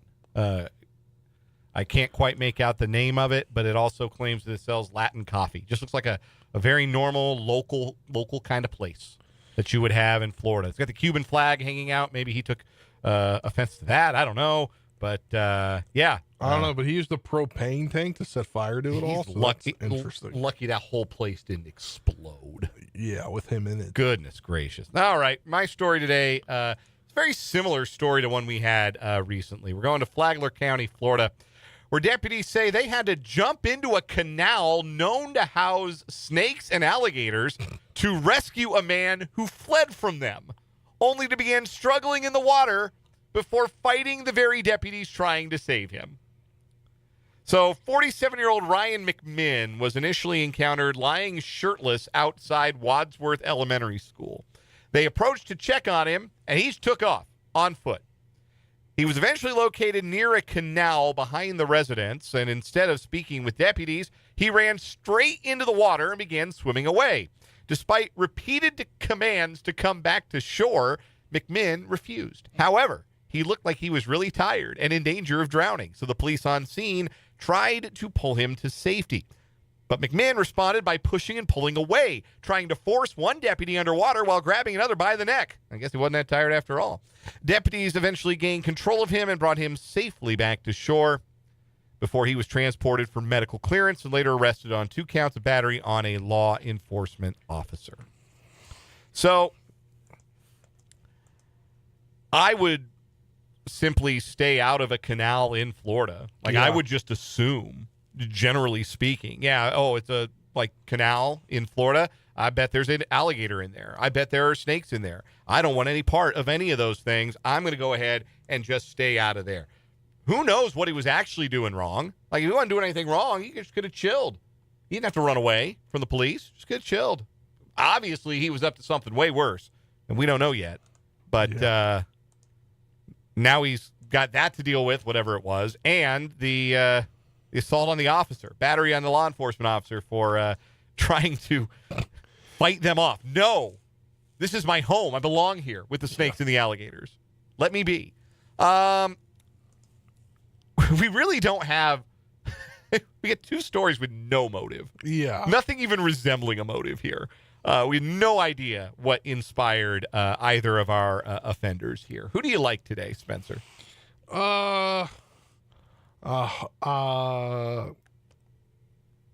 don't know. I don't think either story beats our champion. Yeah, you're probably right about that. My lean is guy who tried to fight the police officers in the canal. That's that's a funny image. Oh, they thought he was tired. I'll show you tired. You think I'm about to drown? Somebody is, but it ain't gonna be me. I think that wins today, but yeah, the idea again, it's a strong story. You're thinking you're just gonna commit a good old B&E, take some phones, maybe a tablet or 2, whatever you can take out of that Verizon store. You smash it up, you cut yourself a little bit, but hey, ain't no thing. I got my getaway car. Yeah. I'm going to be gone before anybody knows I was here. And then your getaway car's not there because somebody else stole it. And your first thought is call the cops? Did it register? I wonder at what point it registered with him what he'd really done. Yeah. Where he realized, was it when they were on the way? Obviously, it wasn't when they were on the way because they got there, right? Yeah. They got there, and they talked to him. And did it dawn on him in the course of the conversation that, oh, wait a minute, they could get me in trouble. They might find out that I was doing something that is also criminal. I would just love to know, like, I'd love to see the body camera footage and see, like, that moment of recognition in that guy's face where he realizes, I called the cops to my own crime scene. Yeah, I also want to know, did he, like, leave his car running? Did he leave his door open? Like, was he getting ready for a fast escape? Was this just a smash and grab and somebody? Yeah. I'm guessing probably. I'm Yeah. guessing that's probably what happened there. But, yeah, maybe we'll find out because the story is going to make it at least to the end of this month of July. Yep. Can you arrest me now? Thanks to Paul in the YouTube comments for the name for the story. That is our weekly champ on What Is Wrong With You. When we come back, my Big 12 Media Days chat with Wesley Fair of the Kansas State Wildcats on 580 Sports Talk.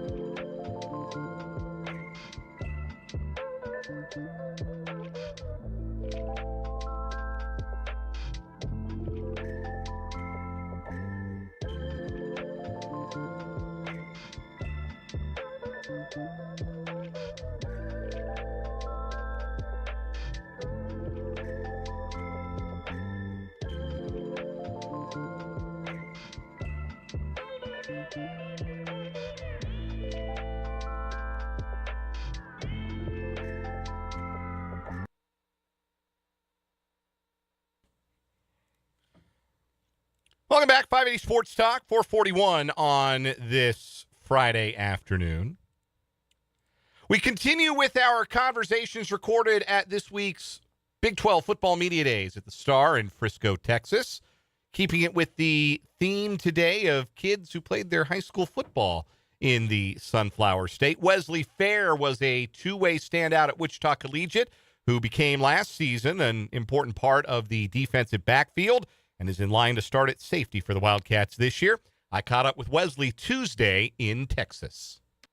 Big 12 Football Media Days from the Star in Frisco, Texas on 580 Sports Talk. Dan Lucero joined now by the safety for the Kansas State Wildcats, Wesley Fair. Wesley, what do you make of all of this, this Media Days hullabaloo? I'm catching you kind of towards the end of the day. What's today been like for you? How would you describe it? It's definitely a blessing and an honor just to be here, being chosen was one of the guys to just represent K-State. And it's been a fun day. I mean, the videos, the interviews, it's definitely fun. So, what's been the most fun part of the day? The part of the day that you enjoy the most, other than sitting down and talking to me, obviously. Exactly. Obviously. This is the best part for sure. No. It's also been fun. I think doing the hype videos is always really fun. Sure. You put on the whole uniform and you play music and you get hype with your teammates, and so it's just a fun time. You mentioned it's an honor to be here because you're here among some of the best players in this conference. They're future NFL guys, first-round draft picks here. For you to have come from where you started your career at Kansas State to where you are now and being chosen to represent the program here today, what does that sort of symbolize to you? Is not just the honor in and of itself, but what it represents about the journey you've taken as a player? Yeah, for sure. I think starting as a kid, you have big dreams to play for big-time programs, and Kansas State is definitely one of those programs. So now being here and seeing the players I'm around, and so now I know that, and I'm for sure that the NFL is definitely definitely like a goal and is definitely in reach, and so it's definitely, yeah, basically that's it. Wesley Fair joining us, junior safety for the Kansas State Wildcats here on 580 Sports Talk. It's a new defense with Jordan Peterson, the new defensive coordinator, and your new head coach, Calvin Clements. What's it like playing in a Jordan Peterson defense? What do you like about that experience and Coach Peterson so far? Man, it's been a great time. I mean, Coach JP expects a lot out of us, and I think it's going to really pay dividends in the fall. And I think that he's brought a lot of guys with him, whether that's the coaching staff or players. And I think that's just going to make us better. And building relationships has been a huge thing this fall. I mean, this spring, and yeah. You are a player who, again, has seen their playing time increase as your career has gone along. In what ways are you evolving as a player? What ways do you think you're still growing, you're still getting better at this stage of your career? Yeah, I think I have a lot to get better at, right? And I think I've came a long way. And this spring, I've just been really working on my leadership, and I'm always going to put in my work. But how can I now bring guys along with me and increase the competition in that safety room, increase competition in that defense just by competing every day, coming in and just working. And so I think the main things I've been working on is just that post work. I think having a defense that has an elite post player that can go take the ball at the air and be aggressive has just been huge. And so that's one of the main things I've been working on this summer. You have been a part of a secondary that has produced. You mentioned the NFL feels like a possibility, feels like it's within reach for you. And you've seen guys go and do that, whether it's Jacob Parrish, Marcus Siegel, guys who've been drafted, who have earned that opportunity that you've seen. What do you learn from those guys? And what do you understand is sort of your responsibility to, all right, if I want to get to where they've gotten from this same starting point that I'm at, this is what I have to do? I think it's definitely a blessing having people like that go before me. I mean, I can pick out different parts of each person's game and say that's why that person is special, and how can I incorporate that into my own game. And so I think that's just been huge, having guys that really it means a lot to them, and they're going to go and they're going to play in football for a long time. And so it's just they're leading by example, and I'm just happy to follow and see where I can improve. We're talking with Wesley Fair. He is the junior safety for the Kansas State Wildcats, joining us from Big 12 Football Media Days from Frisco, Texas on 580 Sports Talk. Calvin Clements is your head coach, and that's obviously a name that I'm sure resonates as a Kansas kid with you before you get to the Kansas State of it all.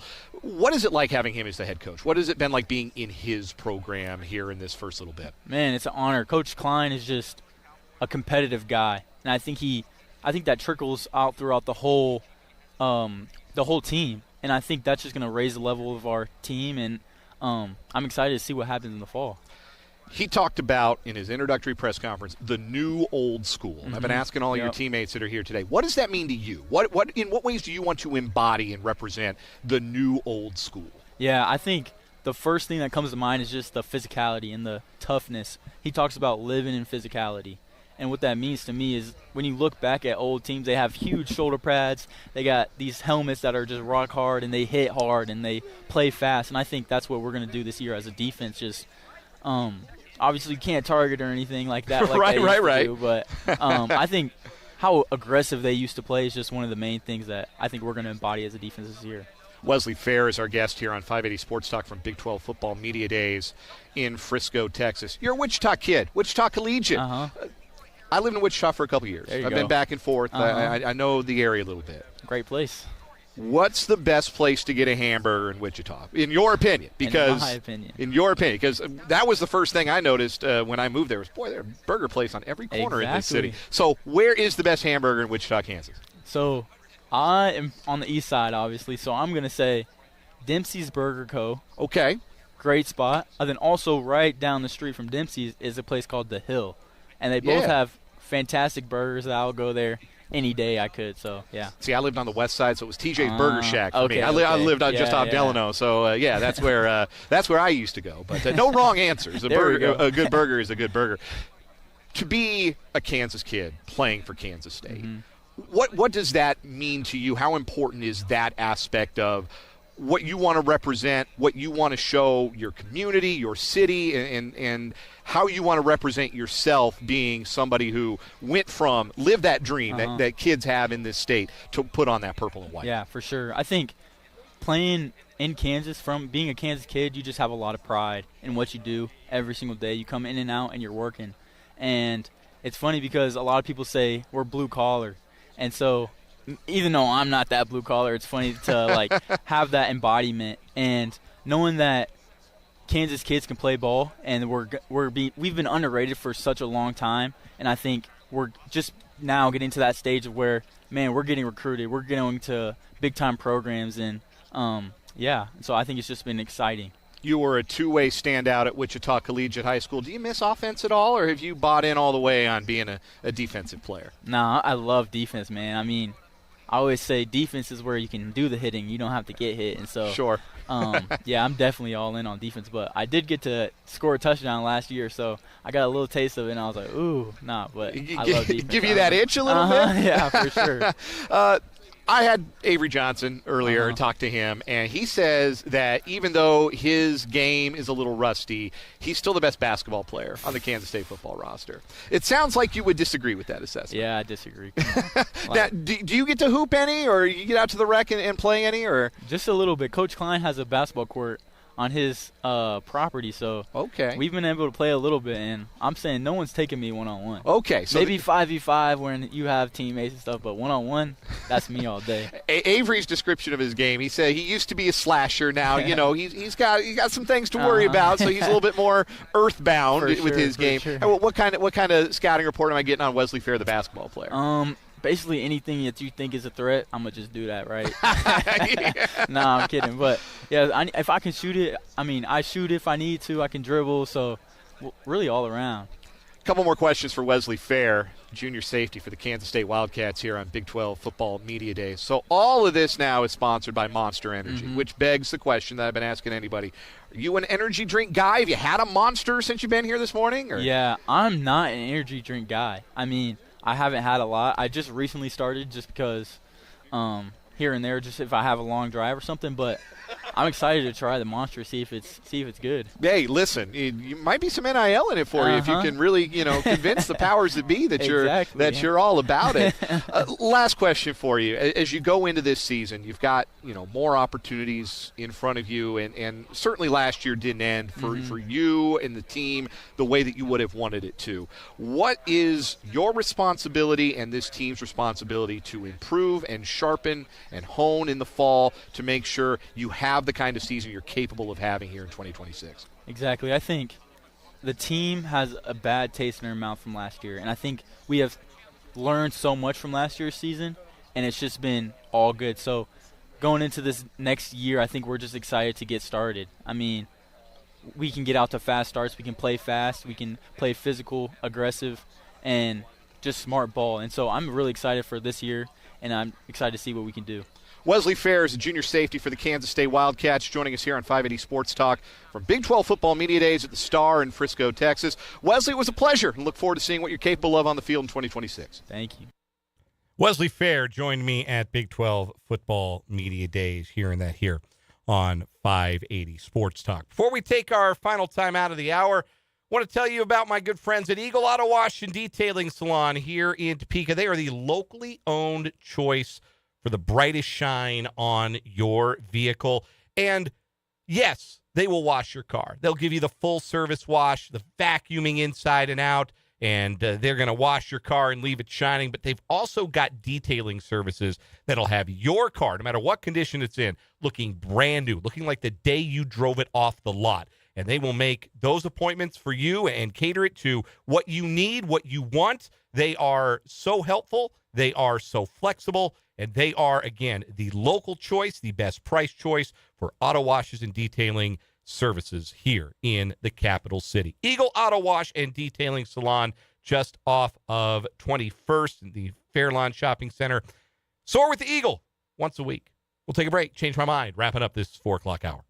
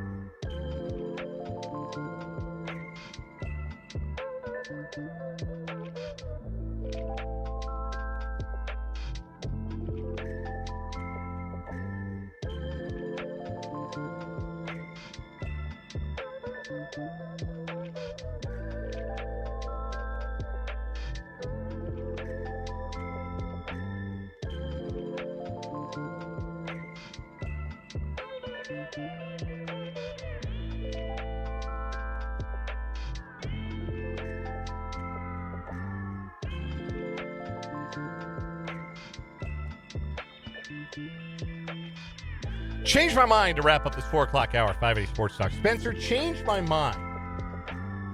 The Royals should look to add relief help at the trade deadline, not for any misbegotten notion of contending in 2026, but maybe take a flyer on arms with team control that could help their bullpen in 2027 and beyond, because they're going to need to remake the whole thing.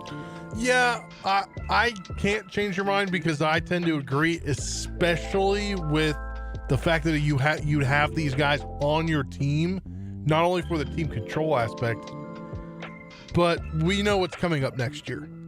We know the CBA is going to expire and there's probably going to be a lockout. So you'd rather have guys employed on your team than have to try to sign the minimal that you're going to sign. That's another really great point. I had not thought about that angle of it, of maybe wanting to get some pieces in place so if the offseason is shortened or truncated, you don't find yourself as scrambling as much. Because they're going to have to rebuild their pitching rotation. They would contend in 2027. Yeah.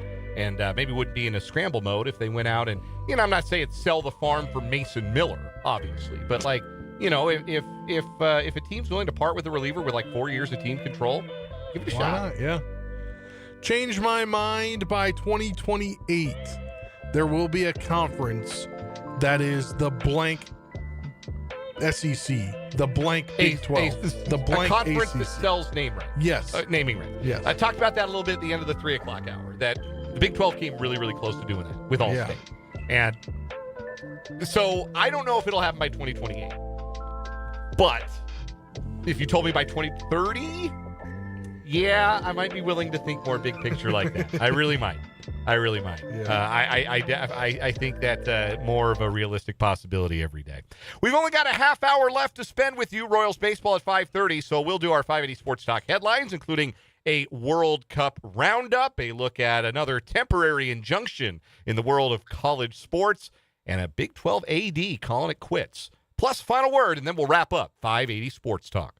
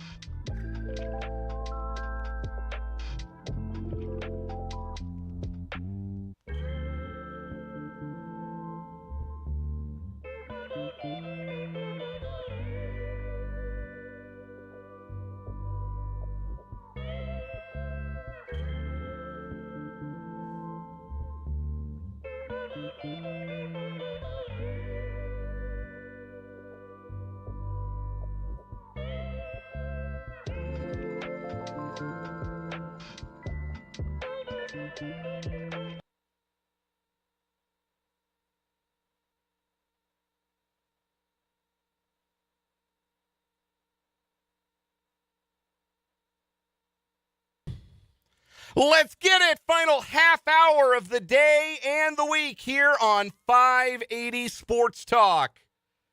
Dan Lucero, Spencer Dupuis with you on the Sports Voice of Kansas, 580 WIBW FM 104.9, online at 580WIBW.com, on your mobile device, on the MSC radio app, and on YouTube on our 580 Sports Talk channel. Again, with you until 5:30 tonight.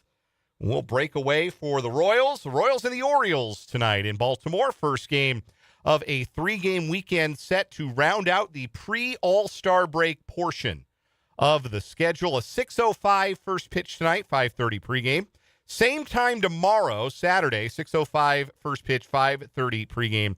Then on Sunday, it'll be a noon pregame ahead of a 12:35 first pitch, the final game before the All-Star break. You'll hear it all right here on 580 WIBW and FM 104.9.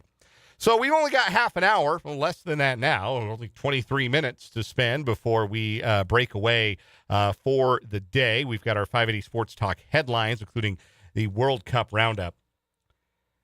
We've got some NCAA news want to get to. Major League Baseball draft is this weekend. Want to throw that a mention. Obviously, World Cup Roundup.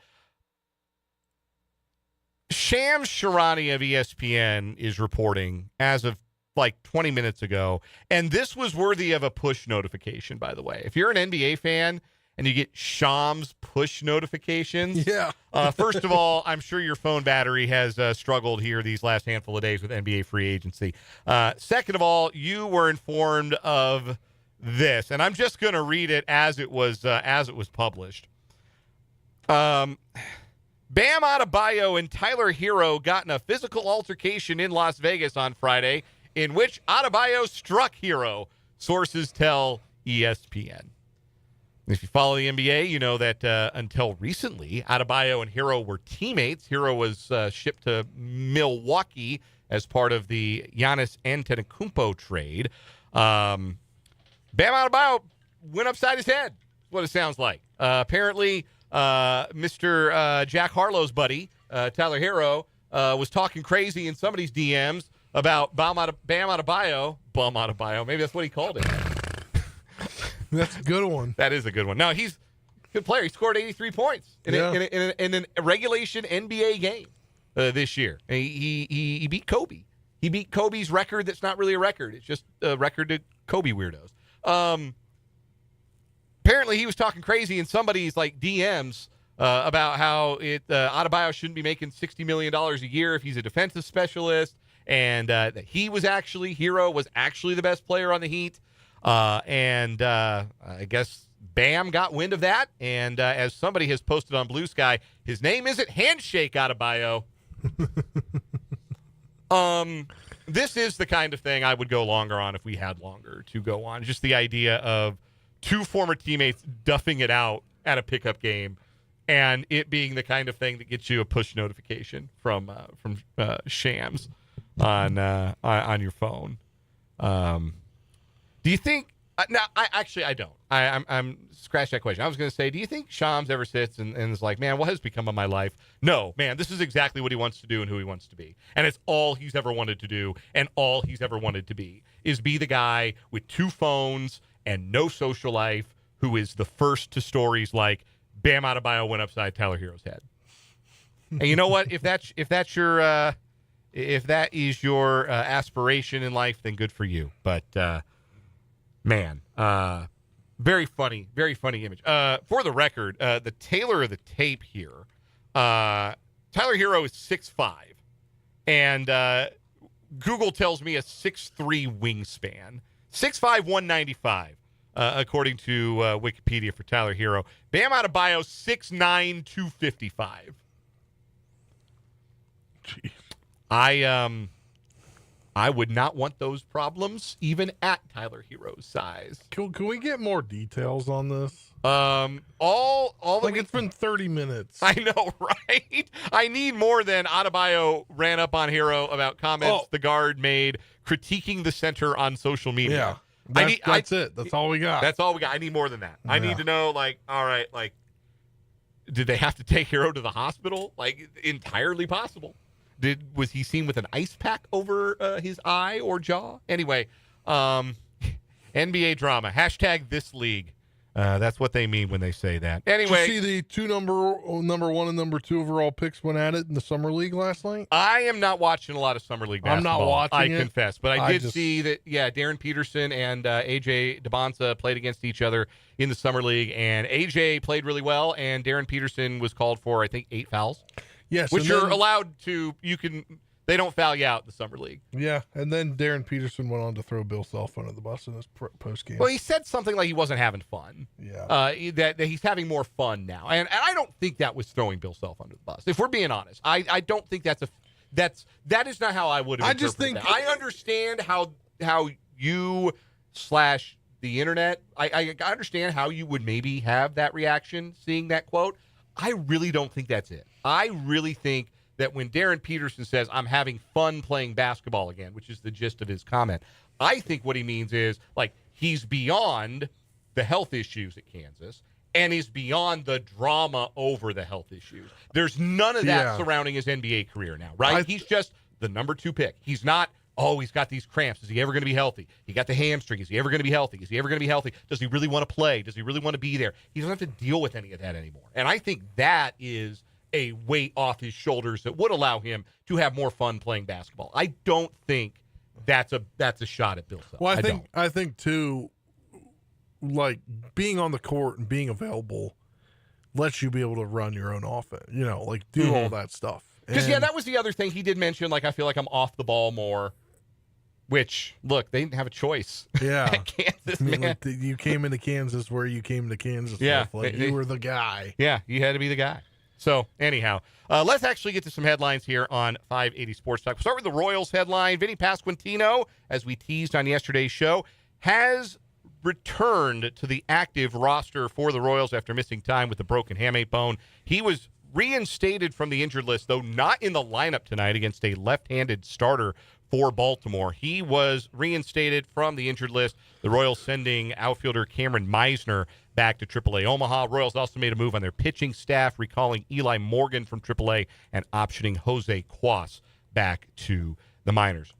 One of the things you notice when you watch the Royals day in and day out, and I think it is a fair criticism of Matt Quatraro, and I've made it, is that if there is a situation where his team is losing by multiple runs late in the game, it's always the same reliever no matter what. And it's always like the guy lowest on his totem pole is going to pitch those innings. And so we saw a hell of a lot of Jose Cuas this last week. Yeah. More than we needed to see. And I'm sure Morgan's going to have to wear that particular hair shirt for the Royals bullpen this weekend too. And that's just the way Quatrero does business. Anyhow. Let's get to some college sports headlines here, Spencer. How about this one about an athletic director, one of the more prominent athletic directors in the Big 12, going to call it a career after this year? Yeah, the Iowa State athletic director is retiring in 2027, the longest tenured AD among the Power Four conferences. Announced on Friday he plans to retire next year. He had led the Cyclones for 21 years. He's going to retire June 30th of 2027.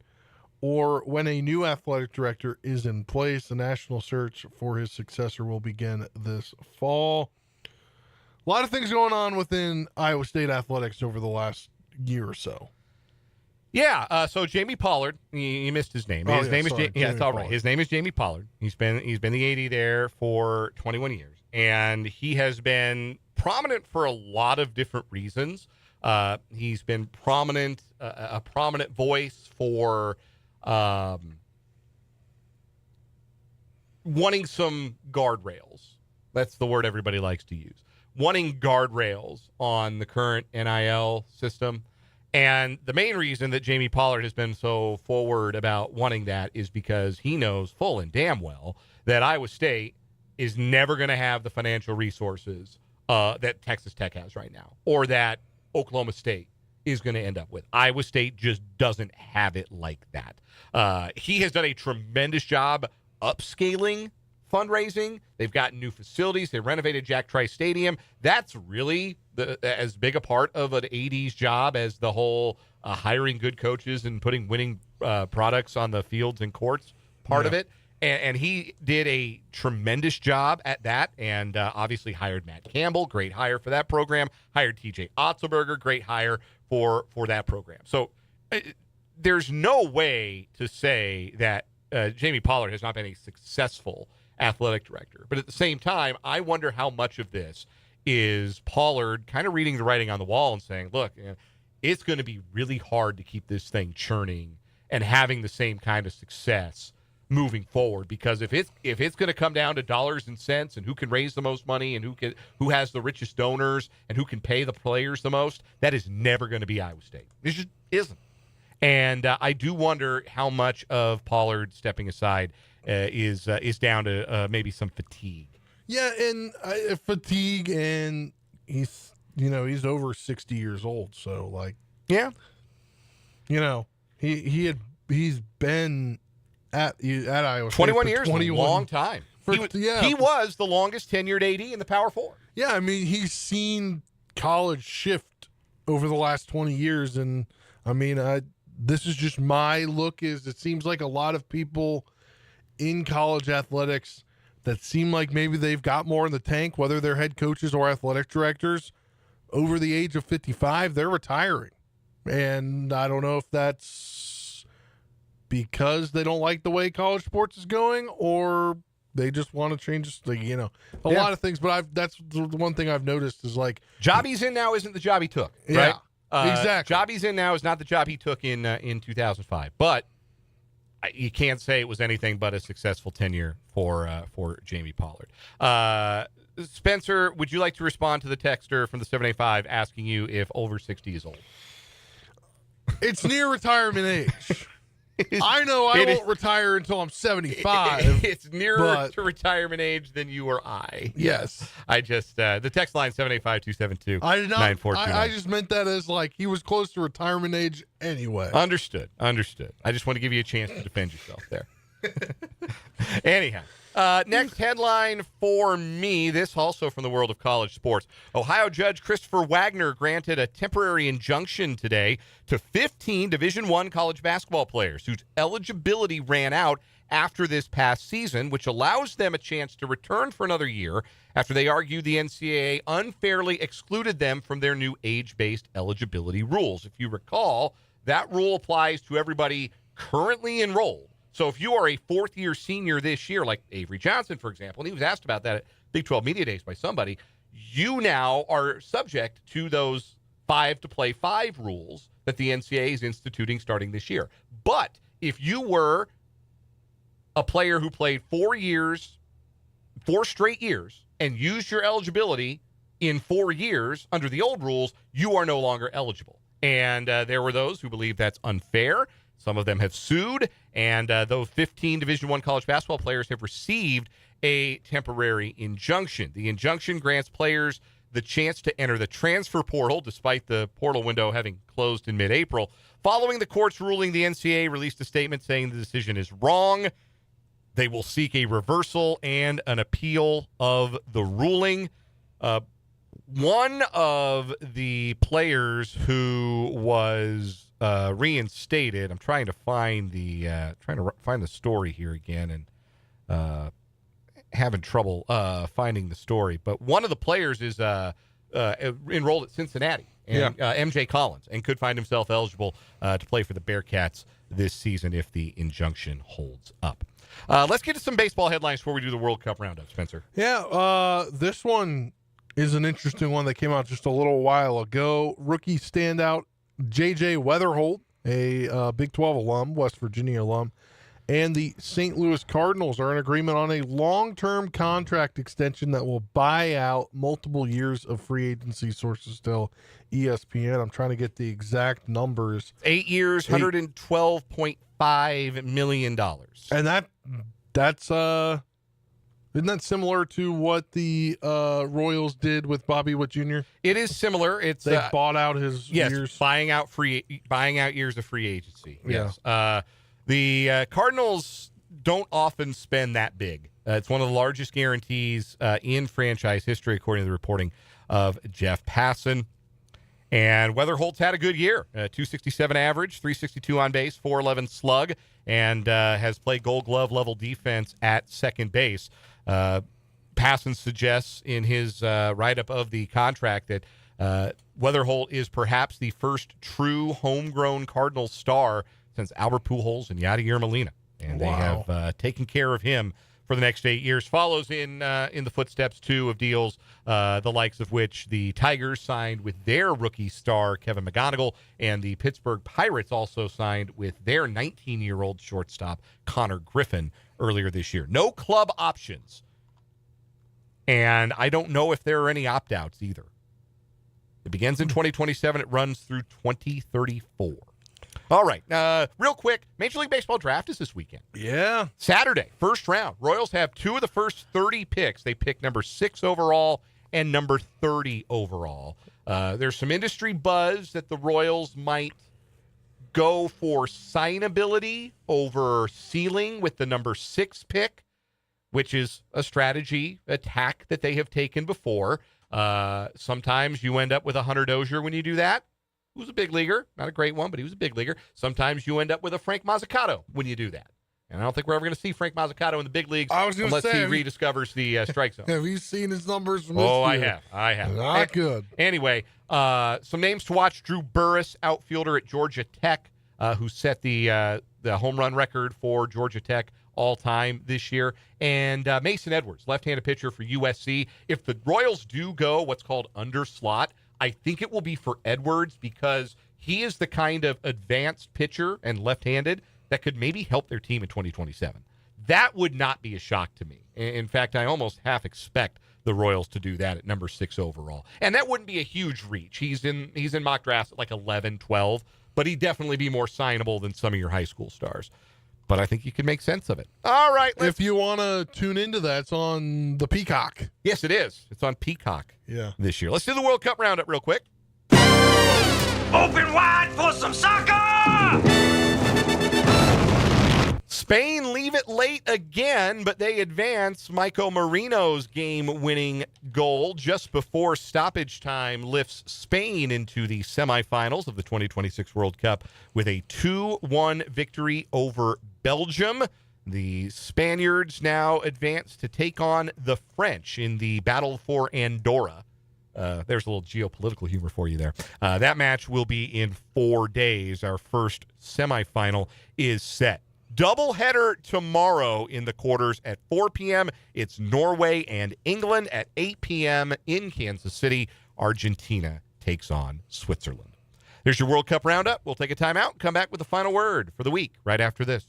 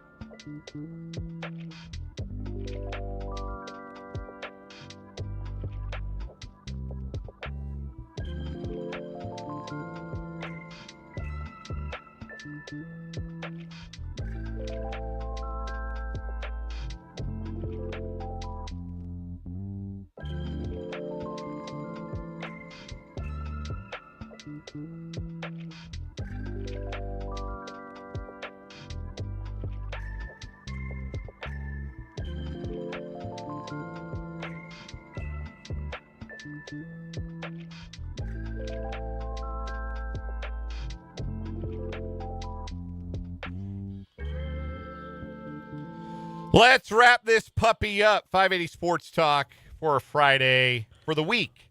It's our final word. Let's make it a good one. Spencer Dupuis. Yeah, so the Royals not recalled. They returned Vinny Pasquantino from the injured list today, and he's not playing, and he's not in the starting lineup. There's a lefty.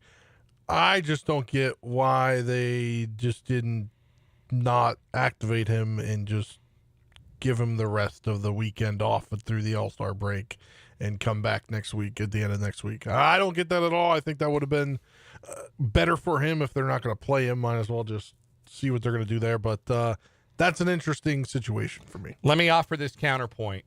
8th inning, right-handed reliever on the mound, tie game, go ahead and run it third, 1 out. Who would you rather have pinch hitting, him or Cameron Meisner? Him. Yeah, I think that's why. Even if they didn't think they were going to start him today, Yeah.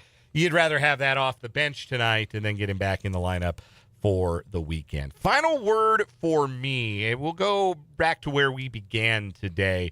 There's some folks out there that don't think the Chiefs' offensive line is very good. Some even believe it's a bottom 10 offensive line in the NFL. I think a lot of Chiefs fans assume that this group could be a top 5 group in the NFL. The only thing is you can only have 5 teams in the top 5. I don't think it's a shade to suggest that Chiefs offensive line being a top 10 unit this year would be, 1, a step in the right direction, and 2, perfectly acceptable outcome given the capital that the Chiefs have spent, both financially speaking and draft pick-wise, over the last couple of years building this offensive line in the first place. I think the floor for the group might be lower than anyone wants to admit, given Josh Simmons' relative lack of experience and size at left tackle and the big question mark the Chiefs have at right tackle. But I also think that the ceiling's a lot higher than people think who want to put them in the bottom 10 in the NFL.